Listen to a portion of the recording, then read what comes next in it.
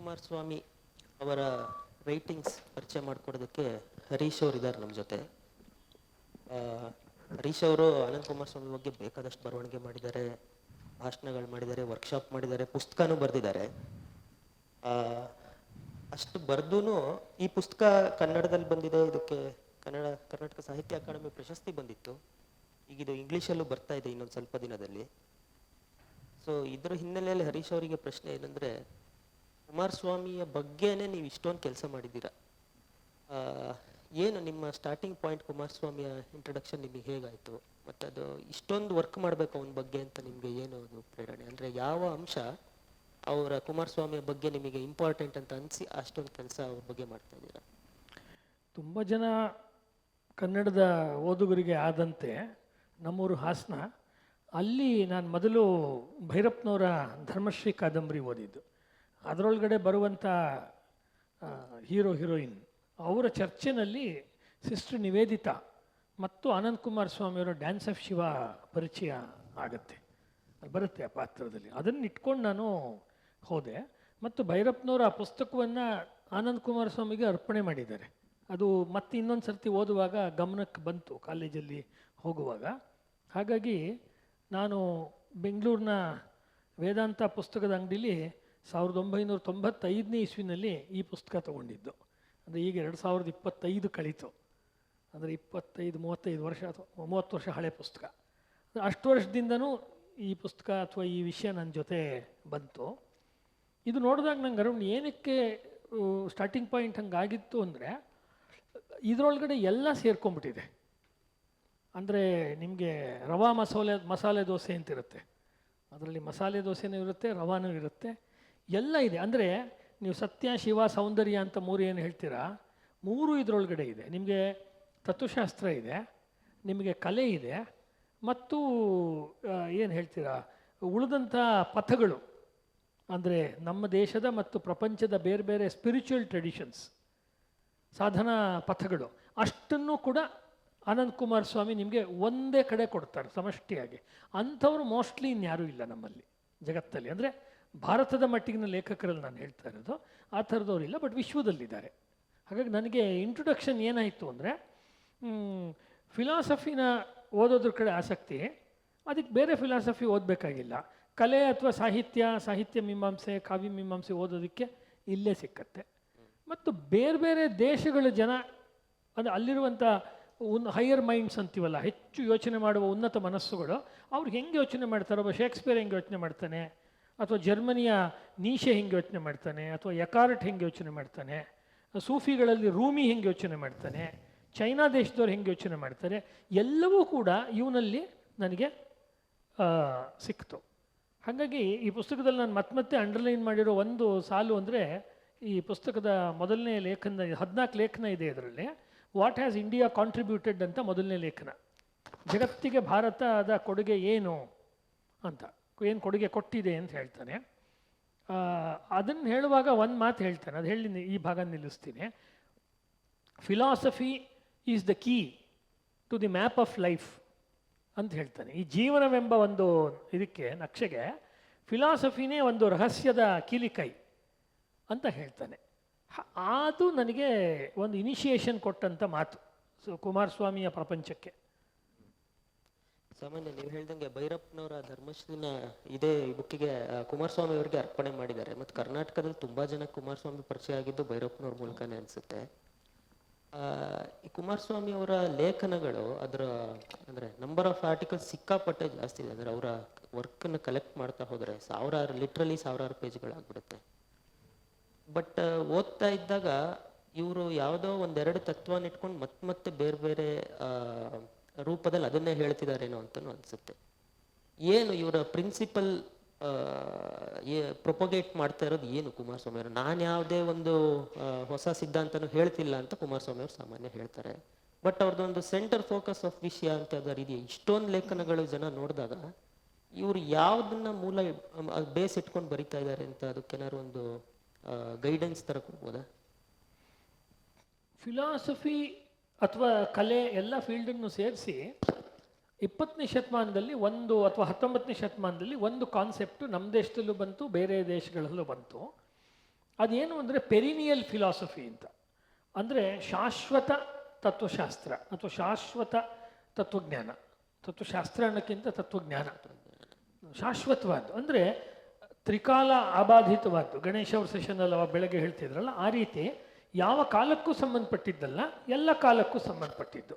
ಯಾವ ದೇಶಕ್ಕೂ ಸಂಬಂಧಪಟ್ಟಿದ್ದಲ್ಲ, ಎಲ್ಲ ದೇಶಕ್ಕೂ ಸಂಬಂಧಪಟ್ಟಿದ್ದು. ಅಂಥ ತತ್ವಕ್ಕೆ ಪೆರಿನಿಯಲ್ ಫಿಲಾಸಫಿ ಅಂತ ಹೇಳಿ ಅದನ್ನು ಹಿಂದೆ ಮೈಸ್ಟರ್ ಎಕಾರ್ಟ್ ಇರ್ಬೋದು, ಅಥವಾ ನಮ್ಮ ದೇಶದಲ್ಲಿ ಉಪನಿಷತ್ಸ್ ಇರ್ಬೋದು, ಬುದ್ಧನ ಟೀಚಿಂಗ್ಸಲ್ಲಿರ್ಬೋದು, ತಂತ್ರಶಾಸ್ತ್ರದಲ್ಲಿರ್ಬೋದು, ಅಥವಾ ಫೋಕ್ ಅಂತ ಕರೆಯುವ ಜಾನಪದದಲ್ಲಿ ಈ ಕಡೆ ಎಲ್ಲ ಇದೆಯಲ್ಲ ಯಕ್ಷಾರಾಧನೆ ಇತ್ಯಾದಿಗಳಲ್ಲೆಲ್ಲ ಇರೋದು ಅದೇನೆ.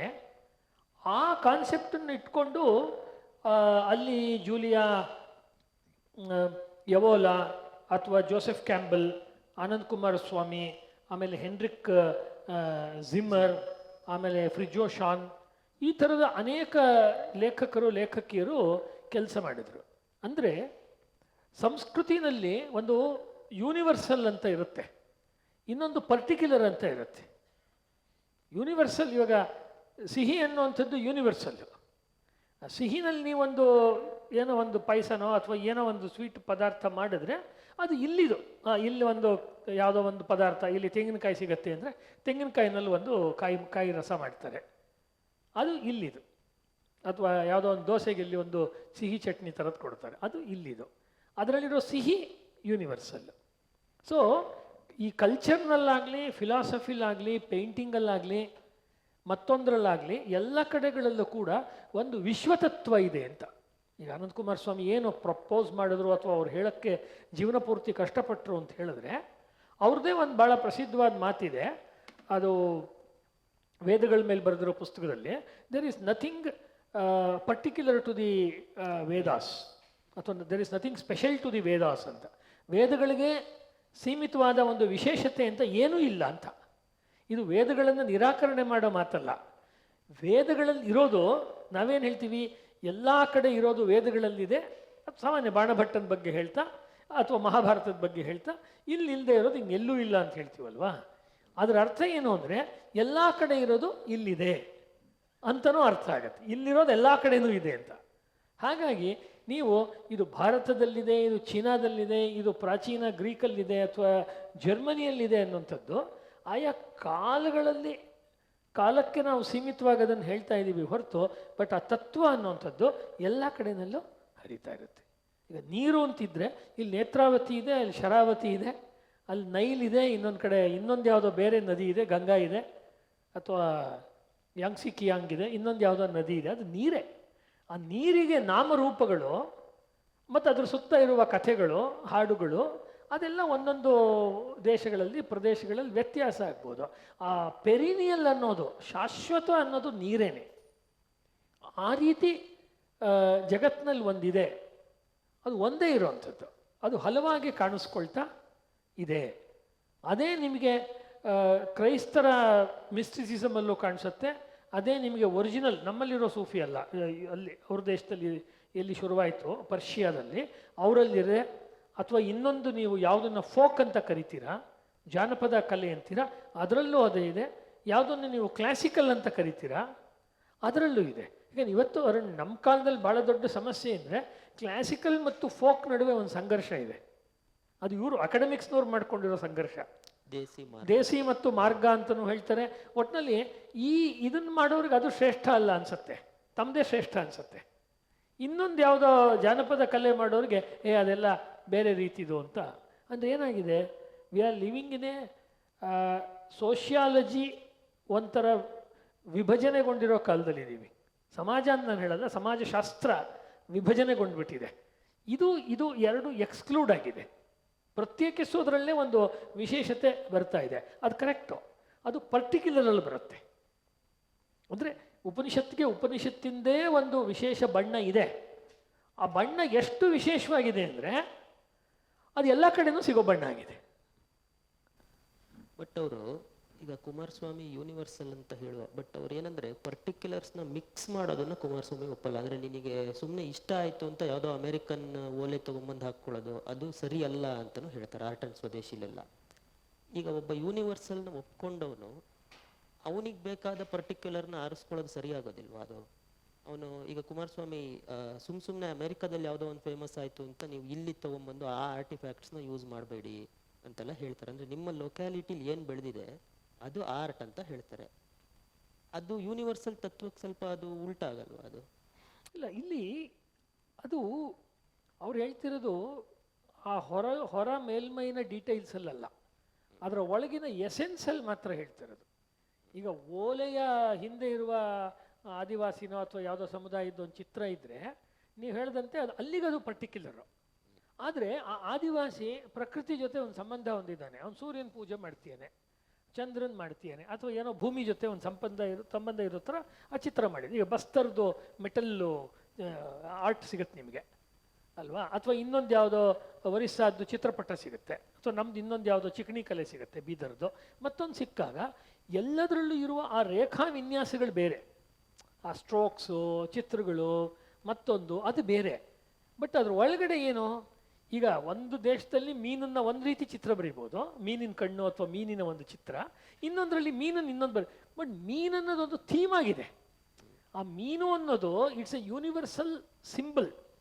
ಆ ಮೀನಿಗಿರೋ ಕಥೆ, ಆ ಮೀನನ್ನು ನೋಡೋ ಭಾವನೆ, ಮೀನಿಗಿರುವ ಆರಾಧನೆ, ಮೀನಿಗಿರುವ ರಿಚುವಲ್ ಅಂತ ಯಾವ್ದು ಕರಿತೀರಲ್ಲ ನೀವು ಹೇಳ್ತಾ ಇರೋದು ಅದು.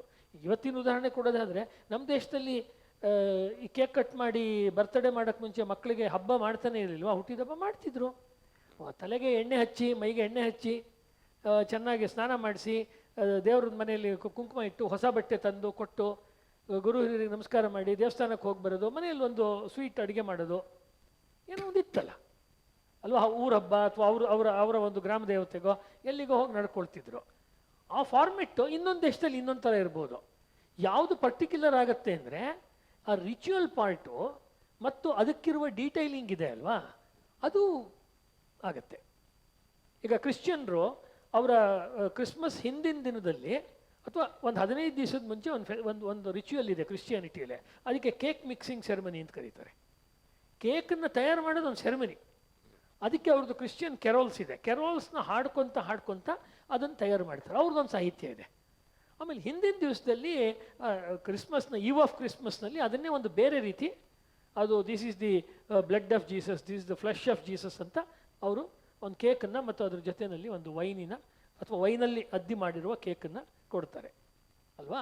ಅದು ಅವ್ರ ದೇಶದಲ್ಲಿ ಆ ಕೇಕನ್ನು ಮಾಡೋ ಪ್ರಮೇಯ ಮತ್ತೊಂದು ಇನ್ನೊಂದು ಬೇರೆ ಇರುತ್ತೆ, ಆ ಡೀಟೇಲ್ಸು ಬೇರೆ ಇರುತ್ತೆ. ಸರ್, ಈಗ ಇವರು ಯೂನಿವರ್ಸಲ್ ಅಂತ ಮಾತಾಡುವಾಗ ಈ ಫೇಮಸ್ ಡಾನ್ಸ್ ಆಫ್ ಶಿವ ಪುಸ್ತಕದ ಮೊದಲನೇ ಲೇಖನ ಪ್ರಾಬಬ್ಲಿ ಕುಮಾರಸ್ವಾಮಿದು ಮೋಸ್ಟ್ ಫೇಮಸ್ ಲೇಖನ ಇರ್ಬೋದು, what has India contributed to human welfare ಅಂತ. ಇವರು ಭಾರತದ ಕೊಡುಗೆ ಏನು ಅಂತ ಕುಮಾರಸ್ವಾಮಿ ಗುರುತಿಸ್ತಾ ಇದ್ದಾರೆ. ಅದು ಅಂದರೆ ಅವರು ಇಡೀ ಜಗತ್ತನ್ನ ಭಾಳ ಡೀಪಾಗಿ ನೋಡಿರೋದ್ರಿಂದ ಕುಮಾರಸ್ವಾಮಿ ಭಾರತದ ಕೊಡುಗೆ ಇಂಥದ್ದು ಅಂತ ಏನೇನು ಹೇಳ್ತಾರೆ ಅವರು? ನೋಡಿ, ಅವ್ರು ಹೇಳ್ತಾರೆ, if we regard the world as A family of Nations, then we shall best understand the position of India, which has passed through many experiences and solved many problems which younger races have hardly yet recognized. ಬೇರೆ ದೇಶಗಳು ಇನ್ನೂ ಒಂದು ಸಮಸ್ಯೆ ಇದೆ ಜೀವನದಲ್ಲಿ ಅಥವಾ ಕಲೆಯಲ್ಲಿ ಅಥವಾ ತತ್ವಶಾಸ್ತ್ರದಲ್ಲಿ ಅಂತ ಕಂಡ್ಕೊಳ್ಳೋಕೆ ಮುಂಚೆನೆ ಕಂಡುಕೊಂಡು ತನ್ನ ಅನುಭವದ ಮೇಲೆ ಅದಕ್ಕೆ ಭಾರತ ಈಗಾಗಲೇ ಉತ್ತರ ಕೊಟ್ಕೊಂಡಿದೆ ಅಂತ ಹೇಳ್ತಾರೆ. ಇಲ್ಲೇನು ಹೇಳ್ತಾರೆ ಅಂದರೆ, all that India can offer to the world proceeds from her philosophy. Bharat ಜಗತ್ತಿಗೆ ಏನೇನಾದ್ರು ಕೊಡುಗೆ ಕೊಡೋದಿದ್ದರೆ ನಾವು ಮ್ಯಾನೇಜ್ಮೆಂಟಲ್ಲಿ ಕೊಡೋಕ್ಕಾಗತ್ತಾ? ಇವತ್ತಿನ ಜಗತ್ತಲ್ಲಿ ಸೈನ್ಸ್ ಆ್ಯಂಡ್ ಟೆಕ್ನಾಲಜಿ ನಮಗಿಂತ ಅನೇಕ ದೇಶ ಭಾಳ ಮುಂದೊಟ್ಟೋಗಿದೆ. ನಾವು ಏನು ಬೇಕಾದ್ರೂ ಹೇಳ್ಕೊಬೋದು. ತುಂಬ ಪ್ರಾಕ್ಟಿಕಲಾಗಿ ಮಾತಾಡುವಾಗ ನಮಗಿಂತ ತಂತ್ರಜ್ಞಾನದಲ್ಲಿ ಭಾಳ ಮುಂದಕ್ಕೆ ಹೋಗಿರೋ ದೇಶಗಳಿದ್ದಾರೆ. ಈಗ ಆಧುನಿಕ ಗಣಿತ ಅಂತ ತೊಗೊಂಡ್ರೆ ಬೇರೆ ದೇಶಗಳಲ್ಲಿ ತುಂಬ ನಡೆದಿದೆ. ಈಗ ಆರ್ಟಿಫಿಷಿಯಲ್ ಇಂಟೆಲಿಜೆನ್ಸ್ ಅಂತ ಇವತ್ತು ನಡೀತಾ ಇರೋದು ಇಲ್ಲೇನು ಹುಟ್ಟಲಿಲ್ಲ, ಬೇರೆ ದೇಶದಲ್ಲಿದೆ. ಅಂದರೆ ಇದು ಭಾರತವನ್ನು ಕಡೆಗಣಿಸೋ ಮಾತಾಗಿ ನಾನು ಹೇಳ್ತಿಲ್ಲ. ಭಾರತಕ್ಕೆ ಒಂದು ವಿಶಿಷ್ಟವಾದ ಸ್ಥಾನ, ಒಂದು ಪಾತ್ರ ಈ ಜಗತ್ತಿನ ರಂಗದಲ್ಲಿದೆ. ಅದು ಎಲ್ಲಿಂದ ಅದರ ಸೋರ್ಸ್, ಒಂದು ಊಟೆ, ಅದು ಬುಗ್ಗೆ, ನೀರಿನ ಸೆಲೆ ಎಲ್ಲಿಂದ ಬರುತ್ತೆ ಅಂದರೆ ಅದರ ತತ್ವಜ್ಞಾನದಿಂದ, ಅದರ ದರ್ಶನದಿಂದ ಬರುತ್ತೆ. ಅದನ್ನು ಅವ್ರು ಹೇಳ್ತಾರೆ. ಕೊನೆಗವರು ಈ ವಿಷಯಕ್ಕೆ ಹೇಳೋವಂಥದ್ದು ಏನು ಅಂದರೆ, ಭಾರತದ ಕಾಂಟ್ರಿಬ್ಯೂಷನ್ ಏನು ಜಗತ್ತಿಗೆ ಅಂದರೆ, the India's contribution to the world is its Indianness. Coomaraswamy ನೋಡೋಕೆ ತುಂಬ ಸರಳವಾಗಿ ಕಾಣಿಸುತ್ತೆ. ಜಗತ್ತಿಗೆ ಭಾರತದ ಕೊಡುಗೆ ಏನಂದರೆ ಅದರ ಭಾರತೀಯತೆ ಅಂತ. ಜಗತ್ತಿಗೆ ಸಪೋಟ ಹಣ್ಣಿನ ಕೊಡುಗೆ ಏನು? ಸಪೋಟ ತನ. ಸಪೋಟ ಹುಳಿ ಇರಬಾರದು ಅಲ್ವಾ, ಅದೊಂದು ಅಥವಾ ಅದು ಚಪ್ಪೆ ಅಂತಿರಲ್ಲ, ಚಪ್ಪೆ ಇರಬಾರ್ದು ಅದು. ಅದಕ್ಕೊಂದು ಒಳ್ಳೆ ತಿಂದರೆ ಒಂದು ಬಾಯಿಗಿಟ್ಟರೆ ಆಹಾ ಎಷ್ಟು ಚೆನ್ನಾಗಿದೆ ಅಂತ ಸಿಹಿ ಅಂಶ ಅಲ್ವಾ. ಇನ್ನೊಂದು ಯಾವುದೋ ಪದಾರ್ಥ ಇರುತ್ತೆ, ಅದಕ್ಕೆ ಅದರ ಅದರ ಎಸೆನ್ಸು, ಜಗತ್ತಿಗೆ ಭಾರತದ ಕೊಡುಗೆ ಅದರ ಭಾರತೀಯತೆ, ಅದರ ಭಾರತೀಯತ್ವ. ಆ ಭಾರತೀಯತ್ವ ಏನು ಅನ್ನೋದರ ಅನ್ವೇಷಣೆನೇ ಅವಾಗ ನೀವು ಹೇಳಿದಂತೆ ಅವರ ಸಾವಿರಾರು ಲೇಖನಗಳಲ್ಲಿ, ಅವರ 40-40ಕ್ಕಿಂತ ಹೆಚ್ಚು ಪುಸ್ತಕಗಳಲ್ಲಿ, ಚಿಕ್ಕ ಮತ್ತು ದೊಡ್ಡ ಪುಸ್ತಕಗಳಲ್ಲಿ ಅದನ್ನವರು ಅನ್ವೇಷಣೆ ಮಾಡಿ ಉತ್ತರ ಕಂಡುಕೊಂಡು ಇದು ಹೀಗೆ ಇದೆ ಅಂತ ತುಂಬ ಸ್ಪಷ್ಟವಾಗಿ ಹೇಳಿದ್ದಾರೆ. ಮಿಕ್ಕವರು ಹೇಳೋ ಪ್ರಯತ್ನ ಮಾಡಿ ಅರ್ಧದಲ್ಲಿ ಕೈ ಚೆಲ್ಲಿದವರು ಇದ್ದಾರೆ, ಅಥವಾ ತುಂಬ ಹೇಸಿಯಾಗಿ ಹೇಳಿದವರು ಇದ್ದಾರೆ. ಭಾಳ ಹೇಳಿದ್ದಾರೆ ಆದರೆ ಗೊತ್ತಾಗಲ್ಲ ಅವ್ರು ಏನು ಹೇಳಿದ್ದಾರೆ ಅಂತ. ಇವರಲ್ಲಿ ನಮಗೆ ಕಂಡು ಬರುವಂಥದ್ದು ಈ ಭಾರತೀಯತೆಯನ್ನು ಜಗತ್ತಿಗೆ ಭಾರತ ಕೊಡ್ಬೋದಾದ್ದು ಅದರ ಭಾರತೀಯತೆ. ನೀವು ಮಾತಾಡೋ ಶಿಲ್ಪಕಲೆ ಅನ್ನಿ, ಸಂಗೀತ ಅನ್ನಿ, ಪೇಂಟಿಂಗ್ ಅನ್ನಿ, ಎಲ್ಲದರಲ್ಲೂ, ಅಥವಾ ಊಟ, ಬಟ್ಟೆ, ನೀವು ಹೇಳಿದಂತೆ ಓಲೆ ಅಥವಾ ಆಭರಣಗಳು, ಎಲ್ಲದಕ್ಕೂ ಬೇರೆ ದೇಶದಲ್ಲಿ ಒಂದು ಕಲೆಯ ಮೌಲ್ಯ ಇದೆ, ಒಂದು ಸೌಂದರ್ಯದ ಮೌಲ್ಯ ಇದೆ. ಆದರೆ ಅದೆಲ್ಲ ಸೆಕೆಂಡ್ರಿ ಮೌಲ್ಯಗಳು. ಅದಕ್ಕಿಂತ ಪ್ರೈಮರಿ ಮೌಲ್ಯ ಯಾವುದು ಅಂದರೆ ತತ್ವಜ್ಞಾನವಾಗಿ ಅದು ಸಲ್ಲತ್ತಾ. ಒಂದು ತತ್ವಜ್ಞಾನದ ಒಂದು ಸಭೆ ನಡೀತಿದ್ರೆ ನೀವೊಂದು ಹಾರನೋ ಒಂದು ನೆಕ್ಲೆಸ್ನ ತೊಗೊಂಬಂದು ಇಟ್ಟರೆ ಆ ಸಭೆನಲ್ಲೂ ನೀವು ಒಂದು ಶಂಕರಾಚಾರ್ಯರು ಅಥವಾ ಒಬ್ಬ ದೊಡ್ಡ ಬೇರೆ ಫಿಲಾಸಫರ್ ಇರುವ ಸಭೆನಲ್ಲಿ ತೊಗೊಂಬಂದಿಟ್ಟರೆ ಭಾರತದ ಆಭರಣಗಳಿಗೂ ಜ್ಯುವೆಲ್ರಿಗೂ ಒಂದು ತತ್ವಜ್ಞಾನದ ಬೆಲೆ ಇದೆ ಅಂತ ಮಾತನಾಡೋ ಜನ ನಿಮಗೆ ಸಿಗ್ತಾರೆ. ಉದಾಹರಣೆಗೆ ಅವರೇ ಉದಾಹರಣೆ ಕೊಡ್ತಾರೆ, ಅದು ಗೊತ್ತಿರೋದೇನೆ. ಏನಂದರೆ ಅರ್ಧನಾರೀಶ್ವರ ಇರೋ ಅದು ಅಂತ ಹೇಳಬೇಕು, ಆ ಥರದ್ದೊಂದು ಶಿವನ ಹೆಡ್, ಶಿವನ ಒಂದು ಸ್ಟ್ಯಾಚ್ಯೂ ತಲೆ, ಅದ್ರ ಬಗ್ಗೆ ಅವರು ಈ ಪುಸ್ತಕದಲ್ಲಿದೆ. ದೊರೆ ರಾಜಸಿಂಗಂ ಅವರು ಮಾಡಿರೋ ಪುಸ್ತಕದಲ್ಲಿದೆ, the wisdom of Anand Coomaraswamy ಅಂತ. ಅದರಲ್ಲಿ ಅವ್ರು ಏನು ಹೇಳ್ತಾರೆ, ಒಂದು ಶಿವನ ವಿಗ್ರಹ ಇದೆ. ಶಿವನ ವಿಗ್ರಹದಲ್ಲಿ ಎಡಗಡೆ ಮತ್ತು ಬಲಗಡೆನಲ್ಲಿ ಓಲೆ ಹಾಕ್ಕೊಂಡಿದ್ದಾರೆ. ಅಂದರೆ ಇವತ್ತಿನ ಭಾಷೆಯಲ್ಲಿ ಹೇಳಿದ್ರೆ ಒಂದು ಕಡೆ ಓಲೆ ಹಾಕ್ಕೊಂಡಿದ್ದಾರೆ, ಇನ್ನೊಂದು ಕಡೆ ಜುಮ್ಕಿ ಹಾಕ್ಕೊಂಡಿದ್ದಾರೆ, ಹೆಣ್ಮಕ್ಳ ಜುಮ್ಕಿ ಓಲೆ. ಅವೆರಡರಲ್ಲಿ ಒಂದು ಕಡೆ ಸೂರ್ಯನ ರೆಪ್ರೆಸೆಂಟ್ ಮಾಡಿದ್ದಾರೆ, ಒಂದೊಂದು ಕಡೆ ಚಂದ್ರನ್ ರೆಪ್ರೆಸೆಂಟ್ ಮಾಡಿದ್ದಾರೆ ಕಿವಿನಲ್ಲಿ. ಅಂದರೆ ಕುಮಾರಸ್ವಾಮಿ ಇಂಟರ್ಪ್ರಿಟ್ ಮಾಡ್ತಿರೋದು ಒಂದು ಶಿವತತ್ವ, ಪುರುಷತತ್ವ, ಇನ್ನೊಂದು ಶಿವತತ್ವ, ಇನ್ನೊಂದು ಪಾರ್ವತಿ ತತ್ವ. ಅವೆರಡನ್ನೂ ಕೂಡ ಸೇರಿಸಿ ಇದನ್ನು ಅರ್ಧನಾರೀಶ್ವರ ಅಂತ ಹೇಳ್ತಿದ್ದಾರೆ. ಉಳಿದಂತೆ ಶಿವನ ತಲೆ, ಅವನ ಕಣ್ಣು, ಮತ್ತು ಅವನಿಗೊಂದು ಮೀಸೆ ಇದೆ. ಇದು ಪುರುಷ ಆಕಾರದಲ್ಲಿರುವ ಶಿವ ಅಂತ ನೀವು ಅದರ ಫಿಸಿಕಲ್ ಡೀಟೇಲ್, ಹೊರಗಿನ ದೈಹಿಕ ವಿವರಗಳನ್ನು ನೋಡಿದ್ರೆ ಗಂಡಸು ಅಂತ ಅನ್ಸುತ್ತೆ ಶಿವ. ಆದರೆ ಅವನಿಗಿರುವ ಓಲೆಯಲ್ಲಿ ಆ ಕಲಾವಿದ ವ್ಯತ್ಯಾಸ ಮಾಡಿದ್ದಾನೆ. ಒಂದು ಕಡೆ ಹೆಣ್ಮಕ್ಳು ಹಾಕ್ಕೊಳ್ಳೋ ಓಲೆ ಸ್ಟೈಲು, ಇನ್ನೊಂದು ಕಡೆ ಗಂಡು ಹುಡುಗರು ಹಾಕ್ಕೊಳ್ಳೋ ಓಲೆ ಸ್ಟೈಲ್ನ ಕೊಟ್ಟಿದ್ದಾರೆ. ಇದು ಯಾರಿಗೆ ಗೊತ್ತಾಗುತ್ತೆ? ಯಾರಿಗೆ ಶಿಲ್ಪಶಾಸ್ತ್ರ ಗೊತ್ತಿದೆಯೋ ಅವ್ರಿಗೆ ಗೊತ್ತಾಗುತ್ತೆ. ಮತ್ತು ಅರ್ಧನಾರೀಶ್ವರ ಅಂತ ನೋಡಬೇಕಾದ್ರೆ ಸುಮ್ಮನೆ ಏನೋ ಒಂದು ವೆರೈಟಿ ಇರಲಿ ಅಂತ ಮಾಡಿರೋದಲ್ಲ. ಈ ಎರಡೂ ಕಾನ್ಸೆಪ್ಟ್ನ ಒಂದು ಯೂನಿಫೈ ಮಾಡೋದಕ್ಕೆ ಕಲಾವಿದ ಅದನ್ನು ತಗೊಂಡ್ಬಂದಿದ್ದಾರೆ. ಅಲ್ಲೇನಾಗುತ್ತೆ, ಆರ್ಟಿನ level it transcends, art to beauty ಎಲ್ಲ ಇದೆ, but it transcends into metaphysics. ಅದು ತತ್ವಜ್ಞಾನದ ಮಟ್ಟಕ್ಕೆ ಏರುತ್ತೆ. ಇದು ಕುಮಾರಸ್ವಾಮಿ ಈ ಅವನ ಭಾರತದ ಕೊಡುಗೆ ಏನು ಅನ್ನೋದಕ್ಕೆ ಮೊದಲನೇ ಲೇಖನದಲ್ಲಿ ಹೇಳುವಂಥದ್ದು. ಮತ್ತು ಇದರಲ್ಲಿ 14 ಲೇಖನಗಳಿದೆ. ಇನ್ನು ಸಭೆಯಲ್ಲಿರೋರು ಯಾರು ಇನ್ನು ಓದೋ ಆಸಕ್ತಿ ಇರೋರು ಈ ಪುಸ್ತಕ ಖಂಡಿತ ಓದ್ಬೋದು. ದಿ ಡ್ಯಾನ್ಸ್ ಆಫ್ ಶಿವ 14 ಇದೆ ಇದರಲ್ಲಿ. ಅದೇ ನೆಕ್ಸ್ಟ್ ಪ್ರಶ್ನೆ ಕೇಳೋಣ ಅನ್ಕೊಂಡೆ. ಈ ಪುಸ್ತಕನೂ ಸೇರಿ ಅಥವಾ ಅವ್ರ ಒಟ್ಟು ಬರವಣಿಗೆ ನೋಡಿದ್ರೆ ಕಲೆ ಬಗ್ಗೆ ಬರೆದಿದ್ದಾರೆ, ಮೆಟಾಫಿಸಿಕ್ಸ್ ಬರೆದಿದ್ದಾರೆ, ಬೌದ್ಧದ ಬಗ್ಗೆ ಬರೆದಿದ್ದಾರೆ, ಜೈನದ ಬಗ್ಗೆ ಬರೆದಿದ್ದಾರೆ. ಅಂದರೆ ಕುಮಾರಸ್ವಾಮಿಯ ರೈಟಿಂಗ್ಸ್ನ ಒಂದು 4-5 ಹೆಡ್ಡಿಂಗ್ ಒಳಗಡೆ ತರ್ಬೋದ? ಏನು ಅಂದರೆ ಒಂದು ಔಟ್ಲೈನ್, ಕಾಂಟೋರ್ ಏನು ಅವರ ರೈಟಿಂಗ್ಸ್ದು? ಆನಂದ್ ಕುಮಾರಸ್ವಾಮಿ ಸಿಂಹಳದವರು, ಶ್ರೀಲಂಕಾದವರು. ಅಂದರೆ ಅವ್ರು ಹುಟ್ಟಿದ ಕಾಲಕ್ಕೆ ಸಿಂಹಳ ಭಾರತದ್ದೇ ಭಾಗ ಆಗಿತ್ತು. 1935 ಗೌರ್ಮೆಂಟ್ ಆಫ್ ಇಂಡಿಯಾ ಆ್ಯಕ್ಟ್ ಬರೋ ತನಕ ಶ್ರೀಲಂಕಾ ಮತ್ತು ಬರ್ಮಾ ಭಾರತದ್ದೇ ಭಾಗ ಆಗಿತ್ತು. ಹಾಗಾಗಿ ಅವ್ರು ಭಾರತೀಯರೇ.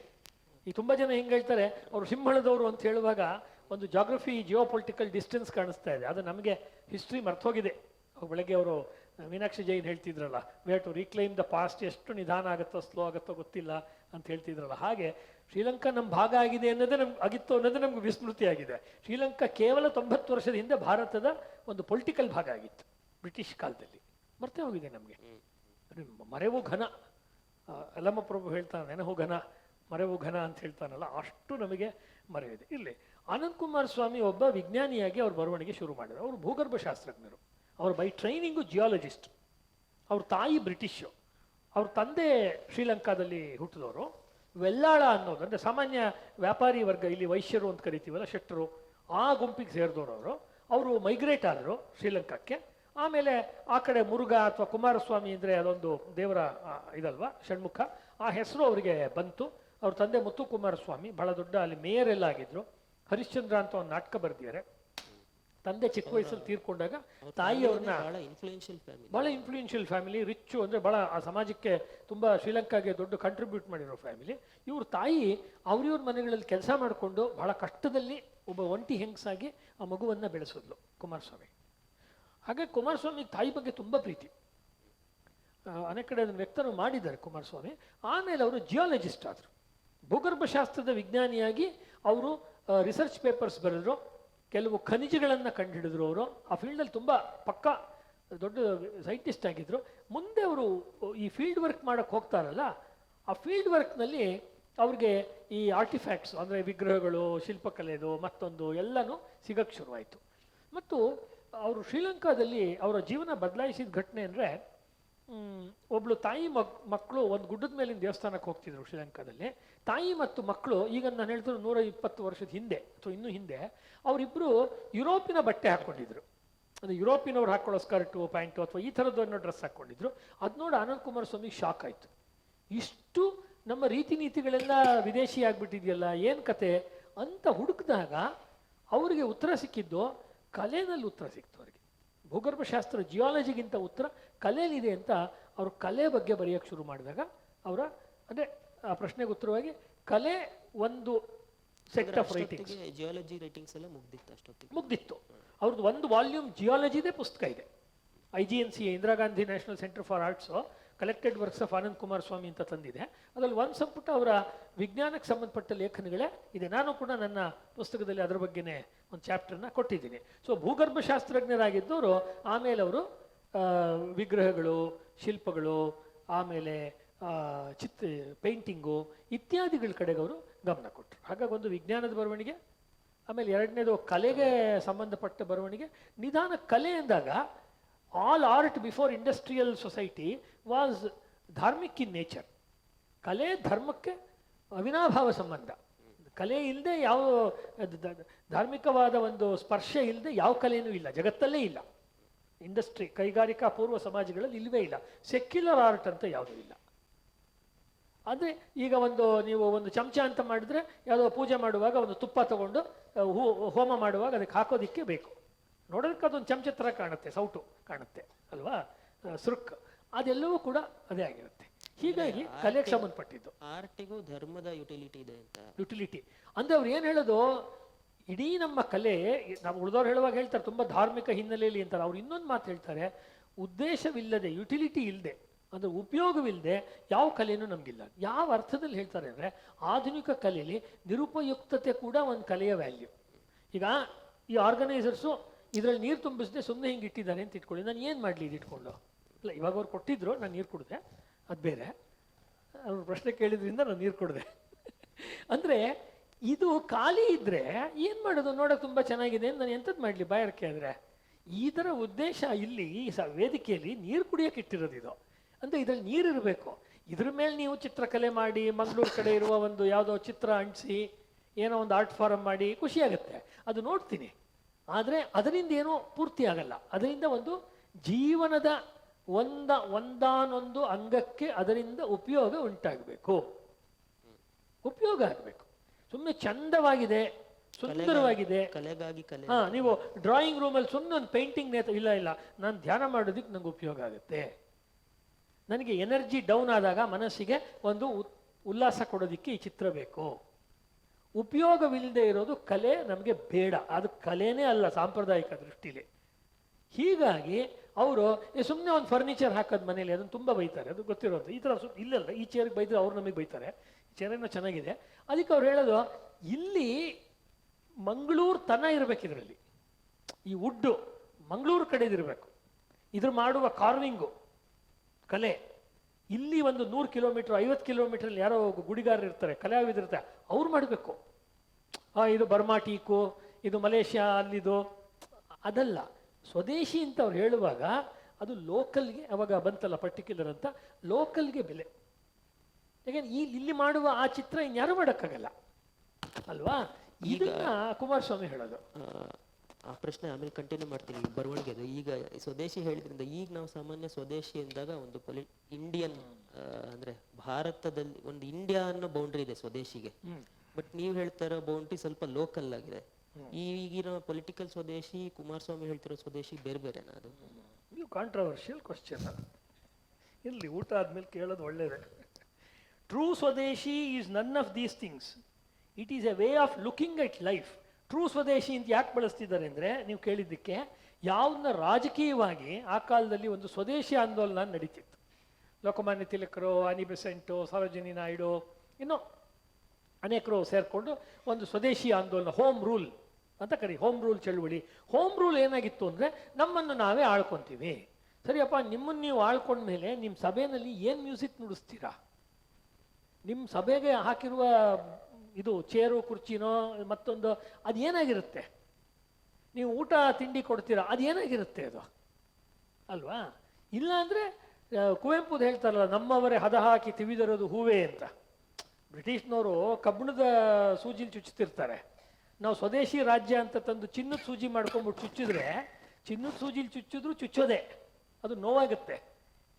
ಪೊಲಿಟಿಕಲ್ ಸ್ವದೇಶಿ ಯೂಸ್ಲೆಸ್ ಅಂತ ಅವ್ರು ಹೇಳ್ತಿಲ್ಲ, ಆದರೆ ಅದು ಅಪೂರ್ಣ ಆಗುತ್ತೆ ಪೊಲಿಟಿಕಲ್ ಸ್ವದೇಶಿ. ಯಾಕೆಂದರೆ ಆ ಸರ್ಕಾರ ಹೋಗುತ್ತೆ, ಈ ಸರ್ಕಾರ ಬರುತ್ತೆ, ಆ ಐಡಿಯಾಲಜಿ ಅಥವಾ ಹೋಗುತ್ತೆ, ಇನ್ನೊಂದು ಬರುತ್ತೆ. ಬ್ರಿಟಿಷ್ ಐಡಿಯಾಲಜಿ ಹೋಗಿ ಲೋಕಮಾನ್ಯ ತಿಲಕರದ್ದು ಬರುತ್ತೆ, ಲೋಕಮಾನ್ಯ ತಿಲಕರು ಸತ್ತು ಹೋದ್ಮೇಲೆ ಗಾಂಧೀಜಿ ಐಡಿಯಾಲಜಿ ಬರುತ್ತೆ. ಇಷ್ಟೇನೆ. ಕಲೆಗೇನು, ಕಲೆಯ ಸ್ಥಾನಗೇನು ವ್ಯತ್ಯಾಸ ಆಗಲ್ಲ. ಅವರು ಕುಮಾರಸ್ವಾಮಿ ಹೇಳುವಂಥ ಸ್ವದೇಶಿ ಯಾವುದು ಅಂತ ಹೇಳಿದ್ರೆ, true swadeshi would have attempted to preserve the status of our skilled artisans. ಅದನ್ನೇ ನಾನು ಹೇಳಿದ್ದು. ನಮ್ಮ ಮಂಗಳೂರು, ಪುತ್ತೂರು ಅಥವಾ ಉಡುಪಿ ಭಾಗದಲ್ಲಿ ಒಂದು 100 ವರ್ಷದ ಹಿಂದೆ ಎಷ್ಟೆಷ್ಟು ಕಲೆ ಇತ್ತು, ಪ್ರಾದೇಶಿಕ ಕಲೆ. ಇಲ್ಲೊಂದು ಇದೆಯಲ್ಲ, ಉಡುಪಿಯಲ್ಲಿ ಒಂದು ಪ್ರಾದೇಶಿಕ ಕಲೆಗಳ ಅಧ್ಯಯನದೆಲ್ಲ ಇದೆ. ಪ್ರಾದೇಶಿಕ ಕಲೆ ಎಷ್ಟಿತ್ತು, ಇವತ್ತೆಷ್ಟಿದೆ? ಸಾಕಷ್ಟು ಹೋಗಿದೆ ಇವಾಗ ಅಲ್ವಾ? ಅದನ್ನು ಉಳಿಸ್ಕೊಳ್ಳೋದು. ಇಲ್ಲಿ ಯಾವುದೋ ಒಂದು ಬಣ್ಣ ಹಾಕಿ ಒಂದು ಚಿತ್ರ ಮಾಡ್ತಿದ್ರು ಅಂತ ಇಟ್ಕೊಳ್ಳಿ, ಕಾವಿ ಚಿತ್ರಕಲೆ ಕರ್ನಾಟಕದಲ್ಲಿ ಫೇಮಸ್. ಆ ಕಾವಿ ಚಿತ್ರಕಲೆ ಇವಾಗ ಹೆಂಗಿದೆ, ಅದನ್ನೇ ಉಳಿಸ್ಕೊಳ್ಳೋದು. ಉಳಿಸ್ಕೊಂಡಾಗ ಏನಾಗುತ್ತೆ, 500 ವರ್ಷ ಹಿಂದೆ ನಮ್ಮವರು ಚಿತ್ರಕಲೆ ಬರೀತಾ ಇದ್ರು, ಈಗಲೂ ನಾವು ಬರೀತಾ ಇದ್ದೀವಿ. ಅದೇ ಸಂಪ್ರದಾಯದ ಪರಂಪರೆಯ ಮುಂದುವರಿಕೆ. ಬಟ್ ಅವ್ರು ಉಳಿಸ್ಕೊಳ್ಳೋದು ಅಂತ ಹೇಳುವಾಗ, ಬಟ್ ಕುಮಾರಸ್ವಾಮಿ ಈ ಮ್ಯೂಸಿಯಂ ಮಾಡಿ ಉಳಿಸ್ಕೊಳ್ಳೋದನ್ನು ಅವರು ಮ್ಯೂಸಿಯಂ ಮಾಡೋದಲ್ಲ, ಬಹಳ ಕ್ರಿಟಿಸೈಸ್ ಮಾಡ್ತಾರೆ. ಹೌದು. ಅಂದ್ರೆ ಅವರು ಇಡೀ ಪರಂಪರೆನೇ ಉಳಿಸ್ಕೋಬೇಕು ಅಂತ ಹೇಳ್ತಾ ಇದ್ದಾರೆ. ಇಡೀ ಪರಂಪರೆಯನ್ನ. ಈಗ ನಮ್ಮ ಮನೆಯಲ್ಲಿ ಬಾಳೆ ಎಲೆಯಲ್ಲಿ ಹೇಗೆ ಊಟ ಮಾಡ್ತಾರೆ ಅಂತ ಒಂದು ಡಾಕ್ಯುಮೆಂಟ್ರಿ ಮಾಡೋದಲ್ಲ, ಬಾಳೆಯಲ್ಲಿ ಹೇಗೆ ಊಟ ಮಾಡ್ತಾರೆ ಅಂತ ಒಂದು ಡೆಮೋ ಮಾಡಿ ತೋರಿಸಿ ಉಳಿದವರೆಲ್ಲ ಮತ್ತೆ ಪ್ಲೇಟ್ ಮೀಲ್ಸ್ ಮಾಡೋದಲ್ಲ. ಅಥವಾ ಬಾಳೆ ಎಲೆಯಲ್ಲಿ ಹೇಗೆ ಮಾಡ್ತಾರೆ ಅಂತ ಒಂದು ಮ್ಯೂರಲ್ ಡ್ರಾಯಿಂಗು ಅಥವಾ ಒಂದು ಕೊಲ್ಯಾಜ್ ಡ್ರಾಯಿಂಗು ಅಥವಾ ಒಂದು ನವ್ಯ ಕಲೆ ಎಂಥದೋ ಒಂದು, ಅದನ್ನು ಮಾಡೋದಲ್ಲ. ಅದು ಪ್ರದರ್ಶನ ಮಾಡೋದಕ್ಕಲ್ಲ ಇರೋವಂಥದ್ದು, ಪಾರ್ಟ್ ಆಫ್ ದಿ ಲೈಫ್. ನಮ್ಮ ಮನೆಗೊಂದು ಅತಿಥಿಗಳು ಬಂದರೆ ನಾವು ಅವರಿಗೆ ಬಾಳೆ ಎಲೆಯಲ್ಲಿ ಊಟ ಹಾಕುವುದೇ ನಾವು ನಮ್ಮ ಪರಂಪರೆಯನ್ನು ಮುಂದುವರಿಸುವುದು. No question of documentation for the documentation sake. Museum ಥರ ಉಳಿಸೋದು ಎಲ್ಲ ಇದೆ, ಎಲ್ಲ ಉಂಟು ನಮ್ಮಲ್ಲಿ ಅಂತ. ನಮ್ಮ ದೇವತೆಗಳೆಲ್ಲ ಯಾವುದೋ ಒಂದು ಮ್ಯೂಸಿಯಮಲ್ಲೋ ಕೂತಿರ್ತಾರೆ. ಅವ್ರಿಗೆ ಪೂಜೆ ಇಲ್ಲ, ಬಣ್ಣ ಇಲ್ಲ, ಆಕಾರ ಇಲ್ಲ, ಸ್ತೋತ್ರ ಇಲ್ಲ, ಜಯಂತಿ ಇಲ್ಲ, ಉತ್ಸವ ಇಲ್ಲ, ನೈವೇದ್ಯ ಇಲ್ಲ, ಅಭಿಷೇಕ ಇಲ್ಲ, ಯಾಂಥದ್ದು ಇಲ್ಲ. ಸೋಮ್ನಲ್ಲೆಲ್ಲ ಇಟ್ಟಿರ್ತಾರೆ. ಅದು ಯಾರೋ ಒಬ್ಬ ಬಂದು ಒಂದು ಇದರಲ್ಲಿ ಬಟ್ಟೆಯಲ್ಲಿ ಅದನ್ನ ಅಥವಾ ಇದರೊಳಗೆ ಒರೆಸ್ಬಿಟ್ಟು ಇಟ್ಟಿರ್ತಾನೆ ಅದನ್ನ. ಅಂದ್ರೆ ಯಾವ ಯುಟಿಲಿಟಿಗೋಸ್ಕರ ವಿಗ್ರಹ ಅದು ಯಾವ ಉದ್ದೇಶಕ್ಕೋಸ್ಕರ ಅದಾಯ್ತು ಅದನ್ನ ಬಿಟ್ಟಿದ್ದಾರೆ ಈಗ. ಆ ಉದ್ದೇಶವನ್ನ ಬಿಡ್ತಾ ಬಂದ್ರೇನೆ ಆಕ್ಚುಲಿ ಕಲ್ಚರ್ನ ಅವನತಿ ಅದು. ಈಗ ಸುಮ್ಮನೆ ಹೇಳಿದೀಗ ಸರ್ಕಾರಗಳು ಮಾಡ್ತಾ ಇದೆ, ಬೇರೆ ಬೇರೆ ಮ್ಯೂಸಿಯಂಗಳಲ್ಲಿ ಇರುವ ವಿಗ್ರಹಗಳನ್ನೆಲ್ಲ ಭಾರತಕ್ಕೆ ತಗೊಂಡ್ಬರೋದು ಅಂತ. ತಗೊಂಡ್ ಬಂದ್ಮೇಲೆ ಏನಾಗುತ್ತೆ, ಇಲ್ಲೊಂದು ವಿಚಿತ್ರವಾದ ಸಂಸ್ಥೆಯನ್ನು ನಾವು ಕ್ರಿಯೇಟ್ ಮಾಡಿದ್ದೀವಿ, ಆರ್ಕಿಯಾಲಜಿಕಲ್ ಸರ್ವೆ ಆಫ್ ಇಂಡಿಯಾ ಅಂತ. ಕಲೆಯನ್ನ ಹಾಳು ಮಾಡ್ತಿರೋದೇ ASI ನನ್ನ ಪ್ರಕಾರ. ಆರ್ಕಿಯಾಲಜಿಯಿಂದ ಆಗ್ತಿರೋ ಡ್ಯಾಮೇಜೇ ಜಾಸ್ತಿ ನನ್ನ ದೃಷ್ಟಿಲಿ, ನಾನು ಹೇಳ್ತೀನಿ, ಅದು ಕುಮಾರಸ್ವಾಮಿ ದೃಷ್ಟಿಲಿ. ಯಾಕಂದ್ರೆ ಅದನ್ನು ಮೂಲ ವಿಗ್ರಹವನ್ನು ವಿಷ್ಣುದೋ ನರಸಿಂಹಂದೋ ಶಿವಂದೋ ಮಾಡಿದ್ಮೇಲೆ ಶಿಲ್ಪಿ ಯಾಕೆ ಮಾಡ್ದ, ASI ಅವರು ವಶಪಡಿಸ್ಕೊಂಡು ಅವರೊಂಥರ ಬ್ರಿಟಿಷರು ಪಳೆಯುಳಿಕೆ ಥರ ಅದಕ್ಕೆ ಒಂದು ನಂಬರ್ ಮಾಡಿ, ಒಂದು ಏನೋ ಅವ್ರು ಟೆಕ್ನಿಕಲಿ ಒಂದು ನಂಬರ್ ಕೊಟ್ಟು ಒಂದು ಲಾಕ್ ಆ್ಯಂಡ್ ಕೀ ಸಿಸ್ಟಮಲ್ಲಿ ಇಡ್ತಾರೆ. ಬೇಕಿದ್ರೆ ಯಾರೋ ತುಂಬ ರಿಸರ್ಚ್ ಮಾಡೋರು ಒಂದು ಸ್ಪೆಷಲ್ ಲೆಟರ್ ತೊಗೊಂಡು ಹೋದರೆ ಸೆಂಟ್ರಲ್ ಗೌರ್ಮೆಂಟಿಂದ ಅದು ಕೊಡ್ತಾರೆ, ಅವ್ರು ಫೋಟೋ ಹೊಡಿತಾರೆ. ಇದು ಆ ಮ್ಯೂಸಿಯಮ್ಮಲ್ಲಿದೆ, ಈ ಮ್ಯೂಸಿಯಮ್ಮಲ್ಲಿದೆ, ಅವರು ಮುಟ್ಟಬಾರ್ದು. ಅರೆ ನಮ್ಮದೇ ದೇವಸ್ಥಾನದಲ್ಲಿ, ನಮ್ಮ ದೇಶದಲ್ಲಿ ಪ್ರವಾಸಿಗಳಾಗಿ ನಾವು ಹೋದರೆ ನಮ್ಮನ್ನು ಕಳ್ಳರ ಥರ ನೋಡ್ತಾರೆ ಆರ್ಕಿಯಾಲಜಿಯವರು. ಫೋಟೋ ತೆಗಿಬಾರ್ದು, ಇಲ್ಲಿ ಪ್ರವೇಶ ಓಕೆ, ಗರ್ಭಗುಡಿಯಲ್ಲಿ ತೆಗಿಬಾರ್ದು ಅಂತ ಮಾಡಿದ್ರು, ಹೊರಗಡೆನೂ ತೆಗಿಯಕ್ಕೆ ಬಿಡೋದಿಲ್ಲ ಎಷ್ಟೊಂದು ಕಡೆ. ಇದು ಎಲ್ಲಿಂದ ಬಂತು ಈ ಪರಕೀಯ ಮಾನಸಿಕತೆ? ಎಲ್ಲಿಂದ? ಒಂದು ಹಂಗೆ ಡಾಕ್ಯುಮೆಂಟ್ ಮಾಡೋದು ಒಂದು ಹುಚ್ಚು, ಎರಡನೇದು ನಮ್ಮನ್ನ ಒಂದು ದೂರ ಕಲ್ಪಿಸ್ತಾ ಇದೆಯಲ್ಲ. ಅದು ಏನಕ್ಕೆ ಕಟ್ಟಿದ್ರು ಆ ದೇವಸ್ಥಾನ, ಆ ಮಂಟಪ ಏನಕ್ಕೆ ಕಟ್ಟಿದ್ರು? ಜನ ಬಂದು ಆನಂದ ಪಡೋಕ್ಕೆ, ಧ್ಯಾನ ಮಾಡೋಕ್ಕೆ, ನರ್ತನ ಮಾಡೋಕ್ಕೆ, ಪೂಜೆ ಮಾಡೋಕ್ಕೆ, ಸಾಮೂಹಿಕವಾಗಿ ಎಲ್ಲ ಕೂತು ಊಟ ಮಾಡೋಕ್ಕೆ, ಪ್ರಸಾದ ತಗೊಳ್ಳೋಕ್ಕೆ ದೇವಸ್ಥಾನದಲ್ಲಿ. ಈಗ ಆ ಪದ್ಧತಿನ ಇವ್ರು ತಗೊಂಡ್ಬಿಟ್ಟಿದ್ದಾರೆ. ಇದು ಸಮಸ್ಯೆ.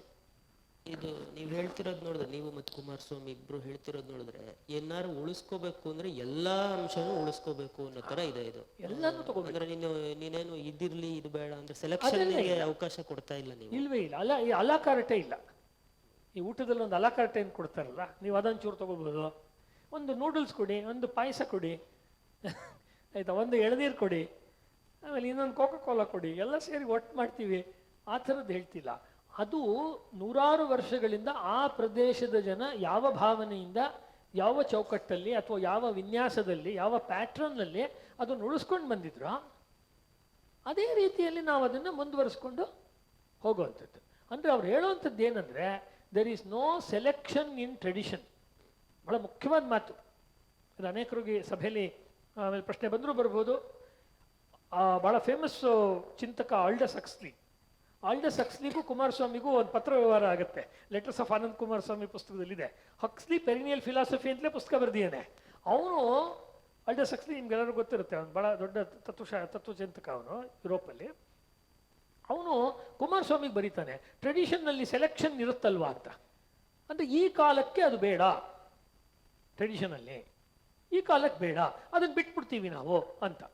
ಅವರೇನು ಹೇಳ್ತಾರೆ, ನೀವು ಹಂಗೆಲ್ಲ ಬಿಟ್ಟರೆ ಅದು ಟ್ರೆಡಿಷನ್ ಆಗಲ್ಲ.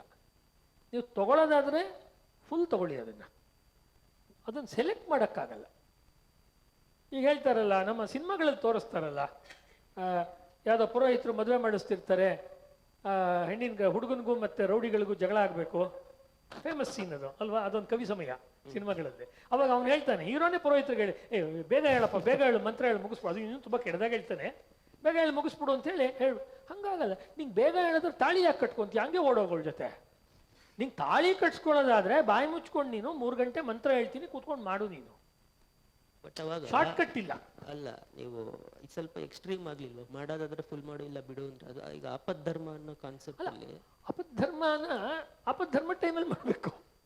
ನೀವು ಆಪದ್ಧರ್ಮ ಈಗ ಕ್ಲಾಸಿಗೆ ಒಂದು ದಿವಸ ಲೇಟಾಗಿ ಬಂದರೆ ನೀವು ಹೇಳ್ಬೋದು, ಆ ಟೈಪ್ ನಾನು ಹೇಳ್ತಿರೋದು. ಅಂದರೆ ಅದಕ್ಕೆ ಅವಕಾಶ ಇದ್ದೇ ಇದೆ. ಬಟ್ ಕುಮಾರಸ್ವಾಮಿ ಹೇಳ್ತಿರೋದು ಕೇವಲ ಒಂದು ಧಾರ್ಮಿಕವಾದ ಆಚರಣೆ ಅನ್ನೋ ರೀತಿಯಲ್ಲ. ಅವನು ಹೆಚ್ಚು ಕಾಂಟೆಕ್ಸ್ಟ್ ಹೇಳ್ತಿರೋದು ಕಲೆ ಅಲ್ವಾ. ಒಂದ್ ನಿಮಿಷ, ಅದನ್ನೇ ಕೇಳ್ಬಿಡೋಣ ಅಂತ. ಈಗ ಅವರು ಕುಮಾರಸ್ವಾಮಿ ಸಂಸ್ಕೃತಿ ಧರ್ಮ ಇದೆಲ್ಲ ಹೇಳುವಾಗ ಆಲ್ಮೋಸ್ಟ್ ಜೀವನದ ಎಲ್ಲಾ ಅಂಶನೂ ಕವರ್ ಮಾಡೋಂಗ್ ಕಾಣುತ್ತೆ. ಅಂದ್ರೆ ನಾವು ಮಾತಾಡುವಾಗ ಒಂದ್ ದೇವ್ರದ್ದು ಪೂಜೆ ಈ ತರ ನೋಡ್ತಾ ಇದ್ರು, ಅವ್ರು ಹೆಚ್ಚು ಕಮ್ಮಿ ಇಡೀ ಜೀವನದ ಎಲ್ಲಾ ಅಂಗನೂ ಸೇರಿಸಿ ಟ್ರೆಡಿಷನ್ ಅಂತ ಹೇಳ್ತಿದ್ದಾರೆ ಅಂತ ಅನ್ಸುತ್ತೆ. ಅದ್ರ ಬಗ್ಗೆ ಚೂರು ಹೇಳ್ತೀರಾ? ಅಂದ್ರೆ ಅವ್ರು ಏನನ್ನ ಕವರ್ ಮಾಡ್ತಿದ್ದಾರೆ ಪೆರಿನಿಯಲ್ ಅಂತ ಹೇಳುವಾಗ? ಜೀವನದ ಎಲ್ಲಾ ಅಂಗಗಳು ಸೇರಿ ಹೇಳ್ತಾ ಇರೋದ? ಪೂರ್ತಿ ಎಲ್ಲವನ್ನೂ ಸೇರಿ ಕಲೆಯಲ್ಲಿ ಭಾರತೀಯ, ಗ್ರೀಕ್ ಅಥವಾ ಆಂಗ್ಲ ಎಂಬ ಮೂಲಭೂತ ವ್ಯತ್ಯಾಸವನ್ನು ನಾನು ಕಾಣುವುದಿಲ್ಲ. ಎಲ್ಲ ಕಲೆಯೂ ಜೀವನದ ವ್ಯಾಖ್ಯಾನವೇ ಆಗಿದೆ. ಒಟ್ಟು ಕಲೆಯ ಉದ್ದೇಶ ಜೀವನ ಏನು ಅನ್ನೋದನ್ನ ಎಕ್ಸ್ಪ್ಲೈನ್ ಮಾಡೋದಕ್ಕಿರುವಂಥದ್ದು. ಅದು ವೇದದಂತೆ ಶಾಶ್ವತ. ವೇದ ಹೇಗೆ ಶಾಶ್ವತವೋ ಕಲೆ ಹಾಗೆ ಶಾಶ್ವತ. ಆಂಗ್ಲರ ಕಲೆ ಶಾಶ್ವತವಲ್ಲ, ನಮ್ಮ ಕಲೆಯೇ ಶಾಶ್ವತ. ಅಥವಾ ನೀವು ಅವಾಗ ಮಾತಾಡ್ತಾ ಇರೋದು ಪೊಲಿಟಿಕಲ್ ಸ್ವದೇಶಿ. ನಿಮ್ಗೆ ಆಂಗ್ಲರ ಮೇಲೆ ಸಮಸ್ಯೆ ಇದ್ದರೆ ಅದು ಆಂಗ್ಲರ ಆಡಳಿತಕ್ಕೆ ಸಂಬಂಧಪಟ್ಟದ್ದು, ಏನಾದ್ರು ಮಾಡ್ಕೊಳ್ಳೋಣ. ಇನ್ನೊಂದು ಚೀನಾ ಇವತ್ತು ಭಾರತದ ಜೊತೆ ಹೇಗೋ ಇದೆ, ರಾಜಕೀಯವಾಗಿ ಸರಿ ಇಲ್ಲ ಅಂದರೆ ಅದು ನಿಮ್ಮ ಜಿಯೋ ಪೊಲಿಟಿಕಲ್ ಮ್ಯಾಟರ್. ಅದು ನೀವು ಅದನ್ನು ಕಲೆಯಲ್ಲಿ, ತತ್ವಶಾಸ್ತ್ರದಲ್ಲಿ ತಂದರೆ ನಾವು ನಿಜವಾದ ಅರ್ಥದಲ್ಲಿ ವಿಶ್ವಾತ್ಮಕವಾದ, ಅಂದರೆ ವಿಶ್ವದಲ್ಲಿ ಇರುವ ತತ್ವದ ಶಿಷ್ಯರು, ಸ್ಟೂಡೆಂಟ್ಸು ಆಗೋದೇ ಇಲ್ಲ ನಾವು. ಅದನ್ನು ಅವನು ಒಂದು ಗ್ಲೋಬಲ್ ಅಂತೀವಲ್ಲ, ಆ ಅರ್ಥದಲ್ಲಿ ಅವನು ಹೇಳ್ತಾ ಇರೋದು. ಯಾರು ಅದನ್ನು ನೋಡುವರೋ ಕೇಳುವರೋ ಅವರ ಆಕಸ್ಮಿಕ ಸನ್ನಿವೇಶಗಳಿಂದ ಕಲೆಯು ಸ್ವತಂತ್ರವಾಗಿದೆ. ಸಕಲ ಬದುಕಿನ ಏಕತೆಯ ನಿರಂತರ ಅಂತಸ್ಫುರಣೆ, ಒಳನೋಟ. ಅದನ್ನು ಕುಮಾರಸ್ವಾಮಿ ಹೇಳ್ತಿರೋದು. ಅಂದರೆ ಆಲ್ ಇನ್ಕ್ಲೂಸಿವ್, ಏನೆಲ್ಲವನ್ನೂ ಸೇರಿಸಿ ನಾವು ನಮ್ಮ ಜೀವನವನ್ನು ಜೀವನ ಅಂತ ಕರ್ಕೊಂಡಿದ್ದೀವೋ, ನಮ್ಮ ಸ್ವಂತ ಜೀವನ, ಸಮಾಜದ ಜೀವನ, ರಾಷ್ಟ್ರ ಜೀವನ ಅಥವಾ ಪ್ರಪಂಚದ ಜೀವನ, ಅದೆಲ್ಲವೂ ಕಲೆಯ ಭಾಗನೇ. ಅಂದರೆ ಅರುಣ್ನವ್ರು ಹೇಳಿದಂಥ ಭಾಳ ಇಂಪಾರ್ಟೆಂಟ್ ಪಾಯಿಂಟು, ಆರ್ಟ್ ಬಗ್ಗೆ ಇವತ್ತು ಮಾತಾಡೋರು ಫೈನ್ ಆರ್ಟ್ ಬಗ್ಗೆ ಮಾತಾಡ್ತಿದ್ದಾರೆ. ಇದು ಆ್ಯಕ್ಚುಲಿ ನಮ್ಮ ಇಡೀ ಈ ಊಟದ ನಂತರದ ನಿದ್ರೆಗೆ ಮುಂಚಿನ ಗೋಷ್ಠಿಯ ಉದ್ದೇಶ ಏನು ಅಂದರೆ, ಅಕಸ್ಮಾತ್ ಯಾರು ಮಲಗಿದ್ರೆ ಅಂತ. ಯಾರು ಮಲಗಿಲ್ಲ. ಅದ್ರ ಉದ್ದೇಶ ಏನು ಅಂದರೆ, ಈಗ ಒಂದು ಫೈನ್ ಆರ್ಟ್ಸ್ ಅಂತ ಒಂದು ಬೇರೆ ಇದೆ ಅಲ್ವಾ, ಲಲಿತ ಕಲೆ ಅಂತ ಒಂದು ಬೇರೆ ಇದೆ. ಅದು ವಿಜ್ಞಾನಕ್ಕೆ ಸಂಬಂಧಪಟ್ಟಿಲ್ಲ, ಕಾಮರ್ಸಿಗೆ ಸಂಬಂಧಪಟ್ಟಿಲ್ಲ, ಹಿಸ್ಟ್ರಿಗೆ ಸಂಬಂಧಪಟ್ಟಿಲ್ಲ, ಸೋಷಿಯಾಲಜಿಗೆ ಮ್ಯಾನೇಜ್ಮೆಂಟಿಗೆ ಮೊದಲೇ ಸಂಬಂಧಪಟ್ಟಿಲ್ಲ. ಹಂಗೆ ಅನಂತ ಕುಮಾರಸ್ವಾಮಿ ಹೇಳ್ತಾನೇ ಇಲ್ಲ. ಕಲೆಯ ಬಗ್ಗೆ ಆನಂದ ಕುಮಾರಸ್ವಾಮಿಯ ದೃಷ್ಟಿಕೋನ ಎಲ್ಲವನ್ನೂ ಒಳಗೊಂಡಿರೋದು. ಈಗೊಂದು ನೀವು ಕಾರ್ಯಕ್ರಮ ಏರ್ಪಡಿಸಿದರೆ, ತುಂಬ ಚಂದವಾಗಿ ಕಾರ್ಯಕ್ರಮ ಆಗಿದ್ರೆ ಅದು ಒಂದು ಕಲೆನೇ. ಆಲ್ ಲೈಫ್ ಈಸ್ ಆರ್ಟ್ ಅಂತ, ಆಲ್ ಲೈಫ್ ಈಸ್ ಯೋಗ ಅಂತ ಹೇಳ್ತಾರಲ್ಲ ಅರವಿಂದರು. ಅದೇ ಥರ ಇವನು ಜೀವನವೆಲ್ಲವೂ ಕಲೆನೇ, ಎಲ್ಲ ಜೀವನದ ಅಂಗಗಳು ಕಲೆನೇ. ಯಾವುದನ್ನ ಎಂ ಹಿರಿಯಣ್ಣ ಹೇಳ್ತಾರೆ, art is layman's yoga. Art is layman's yoga, ಸಾಮಾನ್ಯ ಜನರ ಒಂದು ಯೋಗ ಅಂತ ಹೇಳಿದ್ರೆ ಕಲೆ ಅಂತ ಭಾಳ ಒಳ್ಳೆ ಮಾತು ಹಿರಿಯಣ್ಣ. ಬೆಳಗ್ಗೆ ಬಂತು ಅವರ ಉಲ್ಲೇಖ, ಪ್ರೊಫೆಸರ್ ಎಂ ಹಿರಿಯಣ್ಣ ಹೇಳ್ತಾರಲ್ಲ. ಕುಮಾರಸ್ವಾಮಿ ಅದಕ್ಕೆ ಸಂವಾದಿಯಾಗಿ ಹೇಳ್ತಾ ಇರೋದು, ಪ್ರತಿಯೊಂದುವೆ ನಾವು ಎದ್ದಾಗಿಂದ ಮಲಗೋ ತನಕ ಮಾಡುವಂಥ ಎಲ್ಲ ಕೊಲೆ ಅಂತ ಹೇಳಿದೆ ನಾನು, ಎಲ್ಲ ಕಲೆಗಳನ್ನು ಕೂಡ ನಾವು ಅಚ್ಚುಕಟ್ಟಾಗಿ ಮಾಡಿದ್ರೆ ಅದು ಕೊಲೆನುವೆ ಮೃಚ್ಛಕಟಿಕದಲ್ಲಿ ಬರುತ್ತಲ್ಲ, ಅವನು ಕಳ್ಳ doing anything in right way is art ಅಂತ ಹೇಳಿದ್ಮೇಲೆ ಕೊಲೆನೂ ಕರೆಕ್ಟಾಗಿ ಮಾಡೋದು ಕರೆಕ್ಟಾಗಿ ಆಗಬೇಕು. ಮತ್ತು ನ್ಯಾಯಾಧೀಶ ಅದಕ್ಕೆ ಶಿಕ್ಷೆನೂ ಕರೆಕ್ಟಾಗಿ ಕೊಡ್ತಾನೆ, ಅದು ಆರ್ಟೆ. ಕ್ರಿಶ್ಚಿಯನ್ ಅಂಡ್ ಓರಿಯೆಂಟಲ್ ಫಿಲಾಸಫಿಲಿ ಕುಮಾರಸ್ವಾಮಿ ಅದನ್ನು ಬರ್ದಿದ್ದಾರೆ. ಒಬ್ಬ ಬಾಂಬ್ ತಯಾರು ಮಾಡಿದ್ರೆ ಅವನು ಎಷ್ಟು ಜನನ್ ಕೊಲ್ಬೇಕು ಅನ್ಕೊಂಡಿದ್ದಾನೋ ಅಷ್ಟು ಜನನ್ ಸಾಯಿಸಿದ್ರೆ ಒಳ್ಳೆ ಬಾಂಬ್ ಅದು. ಅದು ಅದ್ರ ಉದ್ದೇಶ ಮಾಡ್ಬೇಕದು. ಪರ್ಪಸ್ ಮತ್ತೆ ಯುಟಿಲಿಟಿಯನ್ನು ಬಿಟ್ಟಿರಿದ್ರೆ ಕಲೆನೇ ಇಲ್ಲ ಅಂತ ಹೇಳಿ. ಈಗ ನಮ್ಮ ದೇಶದಲ್ಲಿ ಏನಾಗಿದೆಯಪ್ಪ, ಅತಿ ದೊಡ್ಡ ಸಮಸ್ಯೆ ನಮ್ಮ ದೇಶದಲ್ಲಿ ಜುಡಿಷಿಯರಿನೇ. ಒಂದು ಆನಂದ್ ರಂಗನಾಥನ್ ಹೇಳ್ತಿದ್ರು, ಒಟ್ಟು ಕೇಸನ್ನು ಸಾಲ್ವ್ ಮಾಡೋಕ್ಕೆ 302 ವರ್ಷನೋ 308 ವರ್ಷನೋ ಆಗುತ್ತೆ ಇವಾಗ ಕೋರ್ಟಲ್ಲಿ ಪೆಂಡಿಂಗ್. ಯಾರು ಬದುಕಿರ್ತಾರೆ ಅಷ್ಟು ವರ್ಷ? ಯಾರು ಬದುಕಿದರೆ ಈ ಹರಿನಿಂದ ನಂಬಿ ಅಂತ ಕೋರ್ಟ್ಗೆ ಹೇಳ್ಬೇಕು ನಾವು ಇವಾಗ. ಯಾಕೆ ಅಂದರೆ ಆ ವ್ಯವಸ್ಥೆ ಕಲಾತ್ಮಕವಾಗಿಲ್ಲ ಅಂತ. Coming back to our point, the law system, judiciary system is not artistic in nature. Here art ಅಂತ ಹೇಳಿದ್ರೆ ಯೋಗ ಕರ್ಮಸು ಕೌಶಲಂ, ಅವನು ಅದನ್ನೇ ಹೇಳ್ತಾ ಇರೋದು. ಕುಶಲತೆಯಿಂದ ಕೆಲಸವನ್ನು ಮಾಡಿ ಪಟ ಪಟ ಪಟ ಫೈಲ್ಸ್ ಎಲ್ಲ ಮುಗಿಸ್ಬೇಕಿತ್ತು. ಬಿಸಿಲೇ ಇರಲಿ ಚಳಿಯೇ ಇರಲಿ ರಜಾ ತಗೊಳ್ಳದೆ ಮುಗಿಸ್ಬೇಕಿತ್ತು. ಅದು ಕರ್ಮಕೌಶಲ ಅವನು ಹೇಳ್ತಿರೋದು ಕುಮಾರಸ್ವಾಮಿ. ಆ ಕರ್ಮಕೌಶಲ ಇಲ್ಲದೆ ಹೋದಾಗ ಏನಾಗತ್ತೆ, ಅದು ವಿಕಾರಗೊಳ್ಳುತ್ತೆ, ವಿರೂಪಗೊಳ್ಳುತ್ತೆ. ಆ ಮಟ್ಟಿಗೆ ನಮ್ಮ ಸೋಷಿಯಾಲಜಿ ಅಥವಾ ನಮ್ಮ ಸಮಾಜದ ಜೀವನ ವಿಕಾರಗೊಳ್ಳುತ್ತೆ, ವಿರೂಪಗೊಳ್ಳುತ್ತೆ. ನೀವು ಕಾನೂನು ವ್ಯವಸ್ಥೆ ಬಗ್ಗೆ ಇಷ್ಟೊಂದು ಕಾಮೆಂಟ್ ಮಾಡಿದ್ರೆ ಇನ್ನೊಂದು ಕೇಸ್ ಆ್ಯಡ್ ಆಗುತ್ತೆ ಅಷ್ಟೇ ಅದಕ್ಕೆ. ಈಗ ಅವಾಗಲೇ ಹೇಳ್ದಂಗೆ ಇನ್ನು ಈಗ ಕಲೆ ವಿಷಯ ಆದಮೇಲೆ ಕುಮಾರಸ್ವಾಮಿ ಲೇಟರ್ ರೈಟಿಂಗ್ಸಲ್ಲಿ ಡೈರೆಕ್ಟ್ ಫಿಲಾಸಫಿ, ಈ ರಿಚುವಲ್ಸಿನ ಸಿಂಬಾಲಿಸಮ್ಮು, ಮೆಟಾಫಿಸಿಕ್ಸ್ ಬಗ್ಗೆ ಸುಮಾರು ಬರವಣಿಗೆ ಮಾಡಿದ್ದಾರೆ. ಅದೇನು ಈ ಕಲೆಯ ಬರವಣಿಗೆಗಳ ಮುಂದುವರಿಕೆನಾ ಅಥವಾ ಅದು ಡೈರೆಕ್ಟ್ ಏನು ಅದ್ರ ಬಗ್ಗೆ ಒಂಚೂರು ಹೇಳ್ತೀರಾ? ಅದು ತುಂಬ ಜನ ಏನಾಗ್ತಾರೆ, ಕಲೆಯ ಬಗ್ಗೆ ಬರೆಯೋಕ್ಕೆ ಶುರು ಮಾಡಿದವರು ಅಥವಾ ಕಲೆಯ ಚಿಂತನೆಗೆ ಶುರು ಮಾಡಿದವರು ಅಲ್ಲೇ ಒಂದಷ್ಟು ವರ್ಷ ಆದಮೇಲೆ ಗಿರ್ಕಿ ಹೊಡಿತಾರೆ. ಅಂದರೆ ಅದೇ ಸಬ್ಜೆಕ್ಟ್ಗಳನ್ನೇ ಬೇರೆ ಬೇರೆ ಈಗ ಕರ್ನಾಟಕದ ಯಾವುದೋ ಒಂದು ಚಿತ್ರಕಲೆ ಬಗ್ಗೆ ಅಧ್ಯಯನ ಮಾಡಿದ್ರು, ನಾಳೆ ಅವರು ರಾಜಸ್ಥಾನದ ಚಿತ್ರಕಲೆ ಅಧ್ಯಯನ ಮಾಡೋದು, ಇನ್ನು ಕೇರಳದ ಚಿತ್ರಕಲೆ ಬೇಡ ಅಂದರೆ ಒಂದು ಥೈಲ್ಯಾಂಡು ಇಂಡೋನೇಷ್ಯಾದ್ದು ಮಾಡ್ಬೋದು. ಅವಾಗ ಅದು ಅದೇ ಫಾರಮ್ದೇ ಆಗುತ್ತೆ. ಇವನೇನು ಮಾಡ್ತೀಯಾನೆ ಅನಂತ್ ಕುಮಾರಸ್ವಾಮಿ, ಅದ್ರ ಎಸೆನ್ಸ್ ಅಂತ ಹುಡುಕ್ತಾ ಇರೋದು. ಎಸೆನ್ಸ್ ಏನು? ಕಲೆಯ ಎಸೆನ್ಸ್ ಏನು? ಯಕ್ಷಗಾನದ ಎಸೆನ್ಸ್ ಏನು? ಯಾವ ಯಕ್ಷರು? ಅವನು ಯಕ್ಷ ಅಂತಲೇ ಪುಸ್ತಕ ಬರೆದಿದ್ದಾರೆ. ಯಕ್ಷಾಸ್ ಅಂತ ಭಾಳ ದೊಡ್ಡ ಗ್ರಂಥ. ಅದೇ ಆ ಸಬ್ಜೆಕ್ಟ್ ಮೇಲೆ ಬಂದ ಭಾಳ ಆರಂಭ ಕಾಲದ ಗ್ರಂಥಗಳಲ್ಲಿ ಬಹಳ ಶ್ರೇಷ್ಠವಾದ ಗ್ರಂಥ, 2 ವಾಲ್ಯೂಮ್ ಬಂತು. ಇದೇನಿದು ಅಂತ, ಅದರ ಎಸೆನ್ಸ್ ಏನು ಅಂತ. ಯಾವಾಗ ನೀವು ಕಲೆಯ ಎಸೆನ್ಸ್ ಏನು ಅಂತ ಹೊರಟಾಗ, ಕಲೆಯ ಎಸೆನ್ಸು ಅವನನ್ನು ತತ್ವಜ್ಞಾನದ ಕಡೆಗೆ, ದರ್ಶನದ ಕಡೆಗೆ ಕರ್ಕೊಂಡೋಯ್ತು. ಅಂದರೆ ಅದೊಂದು ಸಪ್ರೇಟ್ ಚಾಪ್ಟರ್ ಅಲ್ಲ ಅವನ ಜೀವನದಲ್ಲಿ. ಅಂದರೆ ಇನ್ಮುಂದೆ ನಾನು ಆರ್ಟ್ ಬಗ್ಗೆ ಬರೆಯಲ್ಲ ಅಥವಾ ಮ್ಯೂಸಿಕ್ ಬಗ್ಗೆ ಬರೆಯಲ್ಲ ಅಂತ ಅಲ್ಲ, ಇದರ ಮುಂದುವರಿಕೆನೇ ಅವನಿಗೆ ದರ್ಶನದ ಕಡೆ ಕರ್ಕೊಂಡೋಗಿ. ಹೇಗೆ ಅಂತ ಹೇಳಿದ್ರೆ, ಮುಂಚೆ ಆರ್ಟ್ಗೆ ಸಂಬಂಧಪಟ್ಟಂತಹ ಪ್ರಪಂಚದ ಬೇರೆ ಬೇರೆ ಗ್ರಂಥಗಳನ್ನು ಇಟ್ಕೊಂಡು ಅವನು ಆರ್ಟ್ ಬಗ್ಗೆ ಮಾತಾಡ್ತಿದ್ದ. ಈಗ ವಿಷ್ಣು ಧರ್ಮೋತ್ತರ ಪುರಾಣ, ವಿಷ್ಣು ಪುರಾಣ, ಮಯಮತ ಅಥವಾ ಬೇರೆ ದೇಶಗಳಲ್ಲಿ ಸಿಗುವಂಥ ಚಿತ್ರಕಲೆಗೆ ಅಥವಾ ಶಿಲ್ಪಕಲೆಗೆ ಸಂಬಂಧಪಟ್ಟ ಪುಸ್ತಕಗಳನ್ನು, ಅಂದರೆ ಲಕ್ಷಣಶಾಸ್ತ್ರ ಗ್ರಂಥಗಳನ್ನು ಇಟ್ಕೊಂಡು ಅವನು ವಿವರಿಸ್ತಾ ಇದ್ದ, ಕುಮಾರಸ್ವಾಮಿ ವಿವರಿಸ್ತಾ ಇದ್ರು. ನಂತರದಲ್ಲಿ ಅವ್ರು ಏನಿಗೆ ಗೊತ್ತಾಯಿತು, ಈ ವಿಷ್ಣು ಧರ್ಮೋತ್ತರ ಪುರಾಣದ ಹಿಂದಿನ ಚಿಂತನೆ ಏನು? ಅದು ಇಡೀ ಬ್ರಹ್ಮಾಂಡವನ್ನು ಕುರಿತು ಮಾತಾಡ್ತಾ ಇದೆ ವಿಷ್ಣು ಧರ್ಮೋತ್ತರ ಪುರಾಣ. ಬರೀ ಚಿತ್ರಕಲೆನೋ ಶಿಲ್ಪಕಲೆ ಬಗ್ಗೆನೋ ಕಾಷ್ಟಶಿಲ್ಪದ ಬಗ್ಗೆನೋ ಮಾತಾಡ್ತಿಲ್ಲ. ಹಾಗಾಗಿ ಅದು ಯಾವುದನ್ನು ಉದ್ದೇಶಿಸಿ ಮಾತಾಡ್ತಿದೆಯೋ ಈ ಪ್ರಾಚೀನ ಪಠ್ಯಗಳು, ಆ ಪ್ರಾಚೀನ ಪಠ್ಯಗಳ ಬೇರಿಗೆ ಅವ್ರು ಹೋದರು.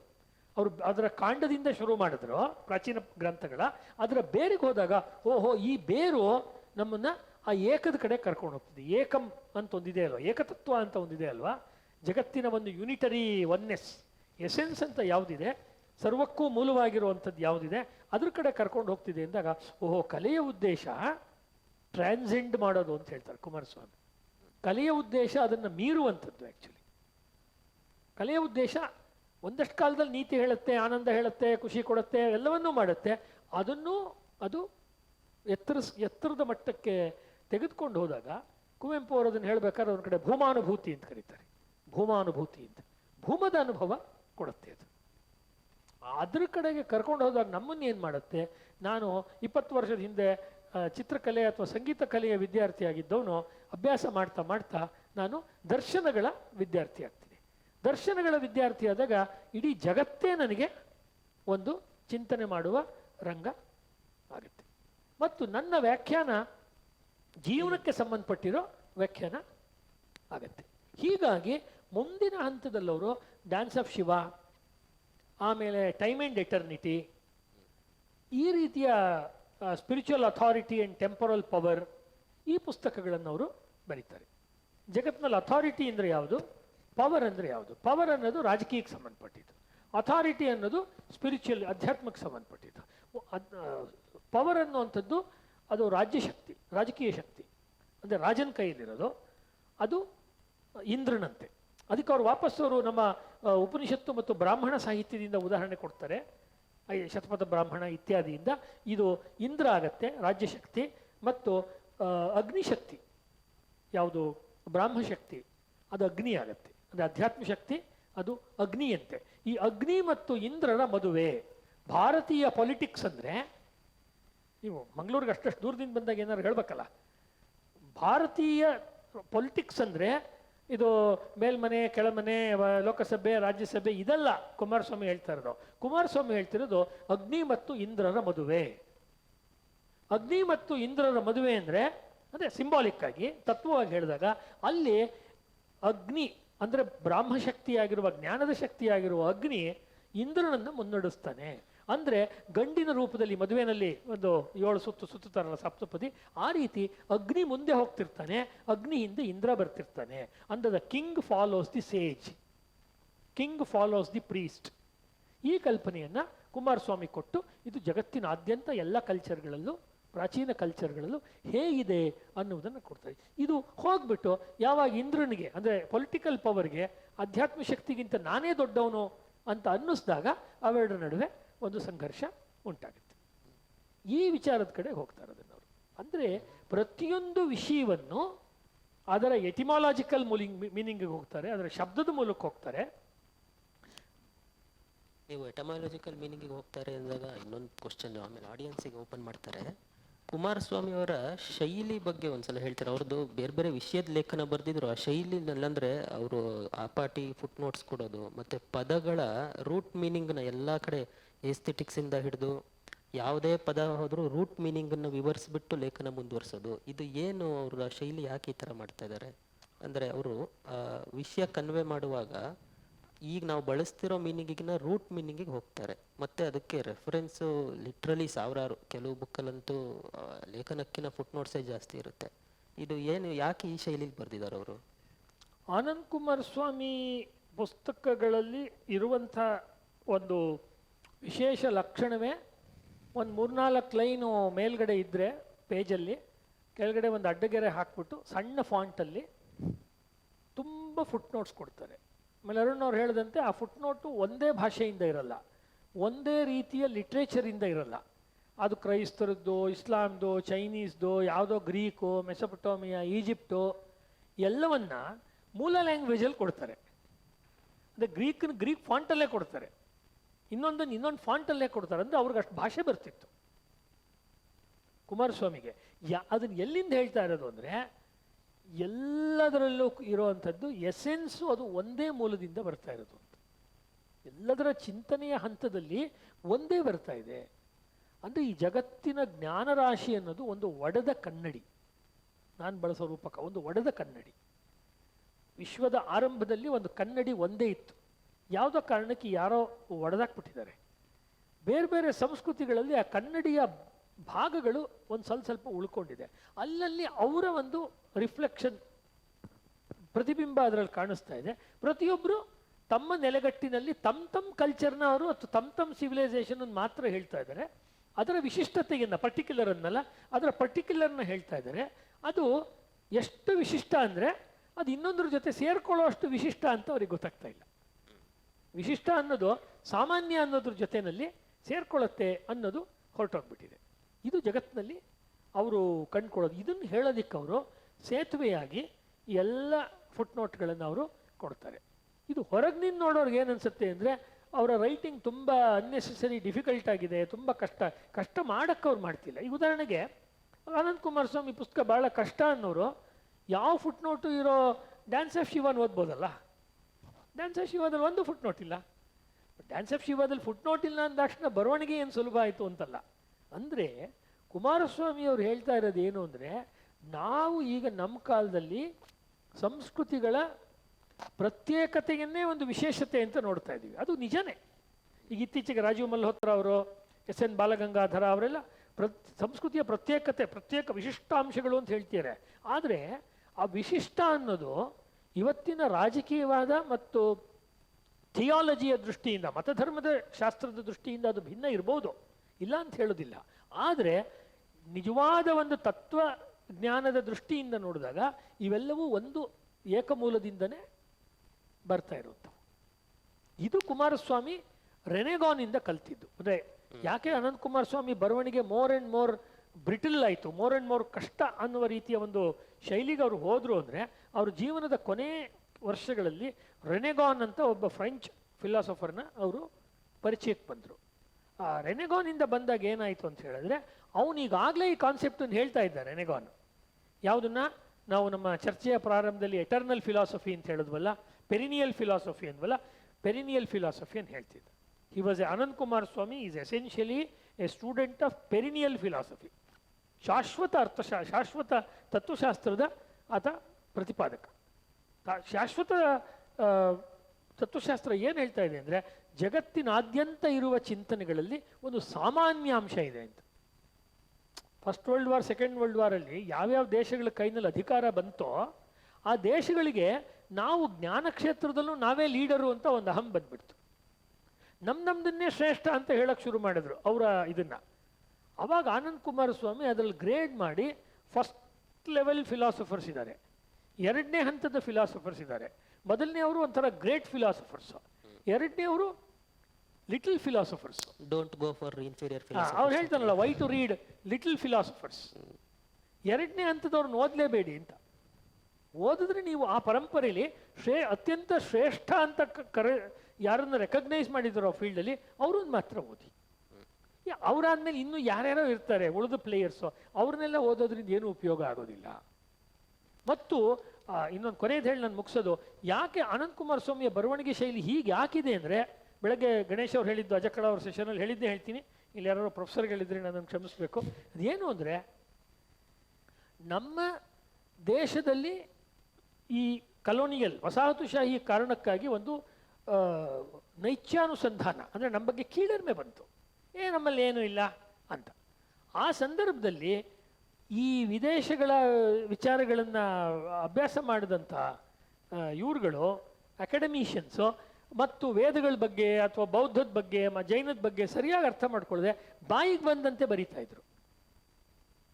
ಡಿಕ್ಷನರಿ ಬರೀತಾರೆ, ಲೇಖನ ಬರೀತಾರೆ, ರಿಸರ್ಚ್ ಬರೀತಾರೆ, ಅಥವಾ ಶಿಲ್ಪಶಾಸ್ತ್ರ, ಐಕನೋಗ್ರಫಿ ಅಥವಾ ಐಕನಾಲಜಿ ಬರೀತಾರೆ. ಯಾವುದ್ರಲ್ಲೂ ಅರ್ಥವೇ ಇಲ್ಲ.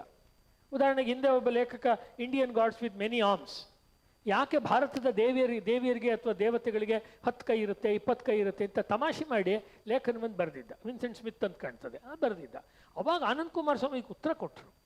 ಅದು ಯಾವುದು ಅಂತ ಹೇಳಿದ್ರೆ, every ancient culture speaks through symbols. ಪ್ರಾಚೀನ ಸಂಸ್ಕೃತಿಗಳನ್ನು ನೀವು ಸಂಕೇತಗಳನ್ನು ತಿಳ್ಕೊಳ್ಳದೆ ಅರ್ಥ ಮಾಡ್ಕೊಳ್ಳೋಕ್ಕೆ ಆಗಲ್ಲ. ಸಂಕೇತಗಳೇ ಗೊತ್ತಿಲ್ಲ ಅಂದರೆ ಆ ಜಗತ್ತಿಗೆ ನಮಗದು ಗೊತ್ತೇ ಆಗೋದಿಲ್ಲ. ಈ ಸಂಕೇತಗಳ ಕಡೆಗೆ ಅದೇ ಒಂದೊಂದು ಕೈನಲ್ಲಿರುವಂಥ ಒಂದೊಂದು ಶಸ್ತ್ರಗಳು, ಅಸ್ತ್ರಗಳು ಒಂದೊಂದು ಜ್ಞಾನವನ್ನು, ವಿದ್ಯೆನೋ, ಯಾವುದೋ ಒಂದು ಆಸ್ಪೆಕ್ಟ್ ಆಫ್ ಎನರ್ಜಿನ ಅದು ರೆಪ್ರೆಸೆಂಟ್ ಮಾಡ್ತಾ ಇದೆ ಅಂತ ಮಾಡಿ, ಅದುವರೆಗೂ ಎನ್ಸೈಕ್ಲೋಪೀಡಿಯಾ ಬ್ರಿಟಾನಿಕಾದಲ್ಲಿ ಇಂಡಿಯನ್ ಆರ್ಟ್ ಬಗ್ಗೆ ಒಂದು ಎಂಟ್ರಿ ಇರಲಿಲ್ಲ ಕುಮಾರಸ್ವಾಮಿ ಬರೋ ತನಕ. ಫಸ್ಟು ಎನ್ಸೈಕ್ಲೋಪೀಡಿಯಾ ಬ್ರಿಟಾನಿಕಾದಲ್ಲಿ ಭಾರತೀಯ ಕಲೆಯ ಬಗ್ಗೆ ಒಂದು ಜಾಗವನ್ನು ಕಲ್ಪಿಸಿಕೊಟ್ಟಿದ್ದೆ ಕುಮಾರಸ್ವಾಮಿ. ಅದು ಗೌರವಯುತವಾದ ಹೆಮ್ಮೆ ಪಡುವಂಥ ಸ್ಥಾನವನ್ನು ಕಲ್ಪಿಸ್ಕೊಟ್ಟಿದ್ದು ಕುಮಾರಸ್ವಾಮಿ. ಆಮೇಲೆ ಮುಂದೆ ಅನೇಕರು ಕುಮಾರಸ್ವಾಮಿಯ ಬರವಣಿಗೆಯನ್ನು ಕೊಂಡಾಡಿದ್ರು. ಉದಾಹರಣೆಗೆ ಜೋಸೆಫ್ ಕ್ಯಾಂಬೆಲ್ಲು ಒಂದು ಮಾತು ಹೇಳ್ತಾರೆ. ಇದೇ ಕಾರಣಕ್ಕೆ ಅನ್ಸುತ್ತೆ ಅವ್ರು ಎಲ್ಲಾ ಲೇಖನನು ಯಾರೋ ಒಬ್ರಿಗೆ ಉತ್ತರ ಕೊಡ್ತಿದಾರೇನೋ ಅಂತ ಅನ್ಸುತ್ತೆ ಶುರು ಮಾಡೋದು ನೋಡಿದ್ರೆ. ಅಲ್ಲ, ಅದೇನು ಅದು ಇವ್ರಿಗೆ ಕೊಡ್ತಿರೋದು. ಒಂದು ಮಾಡರ್ನಿಸ್ಟ್ ಹೇಳಿ ಕೊಡ್ತಿದ್ದಾರೆ, ಅಂದರೆ ಆಧುನಿಕ ಕಲೆನೇ ಶ್ರೇಷ್ಠ, ಹಿಂದಿನ ಕಾಲದ ಕಲೆ ಎಲ್ಲ ರಿಲಿಜಿಯಸ್ಸು, ಅದರಲ್ಲಿ ಏನೋ ಅರ್ಥ ಇಲ್ಲ, ಸುಮ್ಮನೆ ಮೂಢನಂಬಿಕೆ ಥರ ಏನೋ ಒಂದು ಬರೆದಿದ್ದಾರೆ, ನಮ್ಮದೇ ಒಂದು ಬಹಳ ದೊಡ್ಡ ರೀತಿ ಕಲೆ ಅಂತ ಈ ಪಿಕಾಸೋ ಕಾಲದಲ್ಲಿ ಬಂತಲ್ವ, ಅವ್ರುಗಳಿಗೆ ಕೊಡ್ತಾ ಇರೋದು. ಇಟಾಲಿಯನಲ್ಲಿ, ಫ್ರೆಂಚಲ್ಲಿ ಮತ್ತು ಬೇರೆ ಕಡೆಗಳಲ್ಲೆಲ್ಲ ನವ್ಯ ಕಲೆ, ನವ್ಯ ಸಾಹಿತ್ಯ ಅಂತ ಒಂದು ಹೊಸ ರೀತಿ ಮಾಡರ್ನಿಸ್ಟ್ ಮೂಮೆಂಟ್ ಶುರುವಾಯ್ತಲ್ಲ, ಅವರು ಮಾಡ್ರನ್ಗೆ ವಿರುದ್ಧ ಅಂತಲ್ಲ, ಮಾಡ್ರನ್ನು ಟ್ರೆಡಿಷನನ್ನು ತೀರಾ ಹೀನಾಯವಾಗಿ ಅಲ್ಲಗಳಿಯೋಕ್ಕೆ ಶುರು ಮಾಡ್ತು. ಸಾಮಾಜಿಕವಾಗೂ ಮಾಡ್ತು, ಕಲೆಯ ಮಟ್ಟದಲ್ಲೂ ಮಾಡ್ತು, ಫಿಲಾಸಫಿಯ ಮಟ್ಟದಲ್ಲೂ ಮಾಡ್ತು. ಹಾಗಾಗಿ ಅವರನ್ನ ಅವನು ಪೂರ್ವ ಪಕ್ಷ ಇಟ್ಕೊಳ್ತಾನೆ. ಯಾವುದನ್ನು ಫಿಲಾಸಫಿಲಿ ನಾವು ಪೂರ್ವ ಪಕ್ಷ ಅಂತ ಇಟ್ಕೊಳ್ತೀವಲ್ಲ, ಅವರಿಗೆ ರಿಜಾಯಿಂಡರ್ ಥರ ಅನೇಕ ಕಡೆ ಕಾಣಿಸುತ್ತೆ. ಮತ್ತು he was strictly an academician. ಭಾವನಾತ್ಮಕ ಸಂಗತಿಗಳಿಗೆ ಅವಕಾಶವೇ ಇಲ್ಲ. ಈಗ ರೈಸ್ ಡೇವಿಡ್ಸ್ ಮತ್ತು ಲೇಡಿ ಡೇವಿಡ್ಸು ಮಾಡಿದಂಥ ಡಿಕ್ಷನರಿ ಆಫ್ ಬುದ್ಧಿಸಮ್ ಬಗ್ಗೆ ಮಾಡಿದಂಥ ಪಾಲಿ ಡಿಕ್ಷನರಿಯಲ್ಲಿ ಜಗತ್ತಿನಲ್ಲಿ ಈಗಲೂ ಕೂಡ ರೈಸ್ ಡೇವಿಡ್ಸು ಜಗತ್ತಲ್ಲಿ ಬಹಳ ದೊಡ್ಡ ಸ್ಕಾಲರ್ ಅಂತ ಎಲ್ಲರೂ ಒಪ್ಕೊಳ್ತಾರೆ, ನಮ್ಮ ದೇಶದಲ್ಲೂ ಕೂಡ. ಆ ರೈಸ್ ಡೇವಿಡ್ಸ್ನ ಡಿಕ್ಷನರಿನಲ್ಲಿ ನೀವು ಎಟಿಮಾಲಜಿ ಅಂದ್ರಲ್ಲ, ಅಂದರೆ ಡಿಕ್ಷನರಿ ಮಾಡೋದ್ರಲ್ಲಿ ಮೂಲಭೂತವಾಗಿ ಏನೇನು ಪದಗಳಿಗೆ ಅರ್ಥ ಕೊಡೋದ್ರಲ್ಲಿ, ಅದರ ಧಾತುವನ್ನು ಗುರುತಿಸೋದ್ರಲ್ಲಿ ಸಮಸ್ಯೆ ಇದೆ ಅಂತ ತುಂಬ ದೀರ್ಘವಾಗಿರೋ ಲೇಖನವನ್ನು ಮಾಡಿ ಪೂರ್ತಿ ಕೆತ್ತಾಕ್ಬಿಟ್ಟಿದ್ದಾನೆ ಆನಂದ್ ಕುಮಾರಸ್ವಾಮಿ. ಅಂದರೆ ಆನಂದ್ ಕುಮಾರಸ್ವಾಮಿ ಫೈಟ್ ಇದ್ದಿದ್ದು ಯಾರ ಜೊತೆ ಅಂದರೆ ಮಂತ್ರಿ, ಸೇನಾಪತಿ ಇವ್ರ ಜೊತೆ ಅಲ್ಲ, ಸೀದಾ ಮಹಾರಾಜ. ಆ ಫೀಲ್ಡಲ್ಲಿ ಮಹಾರಾಜ ಅಂತ ಯಾರೋ ಮಹಾರಾಜನೋ ಮಹಾರಾಣಿನೋ ಯಾರೋ ಇರ್ತಾರಲ್ಲ ಆ ಫೀಲ್ಡಲ್ಲಿ, ಅವ್ರ ಜೊತೆ. ಯಾಕೆಂದರೆ intellectually you have to finish them. ಅವರನ್ನ ಕತ್ತರಿಸಿ ಮುಗಿಸ್ಬಿಡ್ಬೇಕು ಇಂಟೆಲೆಕ್ಚುಯಲಿ, ಅಂದರೆ ಕಲೆಯ ಫೀಲ್ಡಲ್ಲಿ. ಇಲ್ಲ ಅಂತ ಹೇಳಿದ್ರೆ ಸುಮ್ಮನೆ ಮತ್ತೆ ಯುದ್ಧ ಮಾಡೋದ್ರಲ್ಲ ನಮ್ಗೆ ಆಸಕ್ತಿ ಇಲ್ಲ, ಒಂದು ಹೊಡೆತದಲ್ಲಿ ರಾಜ ಮುಗಿದೋಗ್ಬೇಕು. ಹಾಗಾಗಿ ಅವನ ವೈಚಾರಿಕ ಸಮರ ಇದ್ದಿದ್ದು ಈ ಟ್ರೆಡಿಷನಲ್ ವ್ಯಾಲ್ಯೂಸ್ನ ನಾಶ ಮಾಡಲು ಹೊರಟಿರುವ ಶೈಕ್ಷಣಿಕ ವ್ಯವಸ್ಥೆಯ ಉತ್ತುಂಗದಲ್ಲಿ ಇರುವ ಲೇಖಕಿಯರ ಬಗ್ಗೆ ಇದ್ದಿದ್ದರಿಂದ ಬರವಣಿಗೆ ಹಾರ್ಶೂ ಆಗುತ್ತೆ, ಬರವಣಿಗೆ ಕಠಿಣನೂ ಆಗುತ್ತೆ, ಬರವಣಿಗೆ ಒಂದು ರೀತಿ ಉತ್ತರ ಕೊಡೋ ಸ್ಟೈಲ್ನಲ್ಲೂ ಇರುತ್ತೆ. ಆದರೆ ಅವನು ಮಾಗ್ದ ಆಮೇಲೆ ಕೊನೆಯಲ್ಲಿ ಕುಮಾರಸ್ವಾಮಿ ಮಾಗ್ತಾ ಅವನ ಟೈಮ್ ಆ್ಯಂಡ್ ಎಟರ್ನಿಟಿ ಇತ್ಯಾದಿ ಗ್ರಂಥಗಳು ಬರುವಾಗ ಅದು ಒಬ್ಬ ಮುಮುಕ್ಷು ಜೀವನದಲ್ಲಿ ಮೋಕ್ಷವನ್ನು ಪಡೆಯೋನ್ಗೊಂದು ಮನೋಭಾವ ಬರುತ್ತಲ್ಲ, ಆ ಮನೋಭಾವದ ಕಡೆಗೆ ಹೋಗಿ ಅವನ ಲೇಖನಗಳು ವಿಶ್ರಾಂತಿಯನ್ನು ಹೊಂದ್ತವೆ ಅಂತ ಅನ್ಸುತ್ತೆ. ಓಕೆ, ಟೈಮ್ ಮುಗೀತು. ಒಂದು ಕ್ವಶನ್ ತಗೋಬೋದು ಯಾರಿಗಾದ್ರೂ? ಡೈರೆಕ್ಟ್ ಕ್ವಶನ್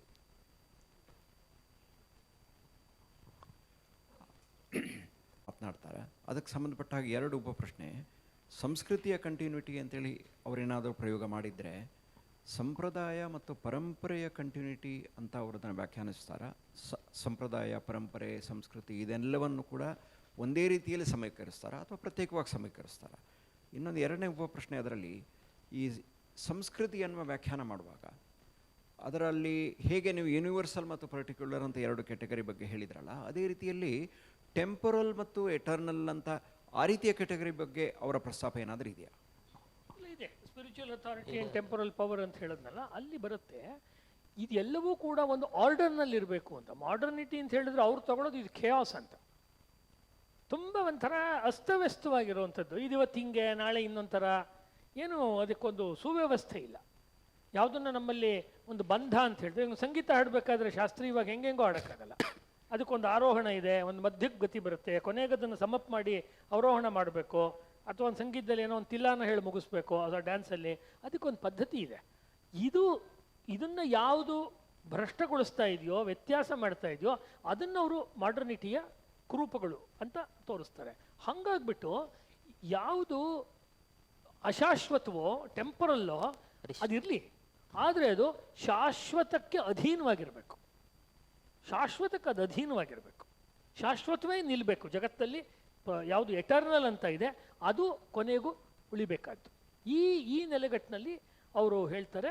ಮತ್ತು ಅವರು ಇದನ್ನು ಹೆರಿಟೇಜ್ ಅಂತ ಹೇಳೋದಕ್ಕೆ ಟ್ರೆಡಿಷನ್ಗಿಂತ ಹೆಚ್ಚು ಮಹತ್ವ. ಹೆರಿಟೇಜ್ ಅಂದರೆ ಅವ್ರು ಹೇಳ್ದಂಗೆ ಬಿಲ್ಡಿಂಗು, ಮ್ಯೂಸಿಯಮು ಇವುಗಳಾಗ್ಬಿಡುತ್ತೆ. ಅದು ಜೀವಂತವಾಗಿರಬೇಕು. ನಮಗೆ ವೀಣೆ ಚಿತ್ರ ಬೇಡ, ವೀಣೆ ಮ್ಯೂಸಿಯಮಲ್ಲಿ ಬೇಡ, ವೀಣೆ ನುಡಿಸೋರು ಬೇಕು. ನಮಗೆ ಮನೆಗಳಲ್ಲಿ ವೀಣೆ ನುಡಿಸೋರು ಬೇಕು. ಹೀಗೆ ಜಗತ್ತಿನ ಸಂಸ್ಕೃತಿಯನ್ನು ನಿತ್ಯ ಜೀವನದ ಪ್ರವಾಹವಾಗಿ ಮುಂದುವರಿಸಬೇಕು ಅನ್ನೋದು ಅನಂತ್ ಕುಮಾರಸ್ವಾಮಿಯವರ ಆಶಯವಾಗಿತ್ತು. ಎನಿವೆ, ಗೋಷ್ಠಿ ಇಲ್ಲಿಗೆ ಮುಗಿಯುತ್ತೆ.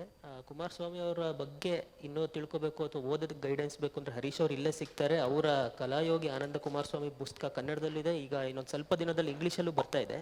ಎಲ್ಲರೂ ಅದನ್ನು ತಗೊಳ್ಳಿ. ಭಾಗವಹಿಸಿದ ಎಲ್ಲರಿಗೂ ಧನ್ಯವಾದ. ಧನ್ಯವಾದಗಳು.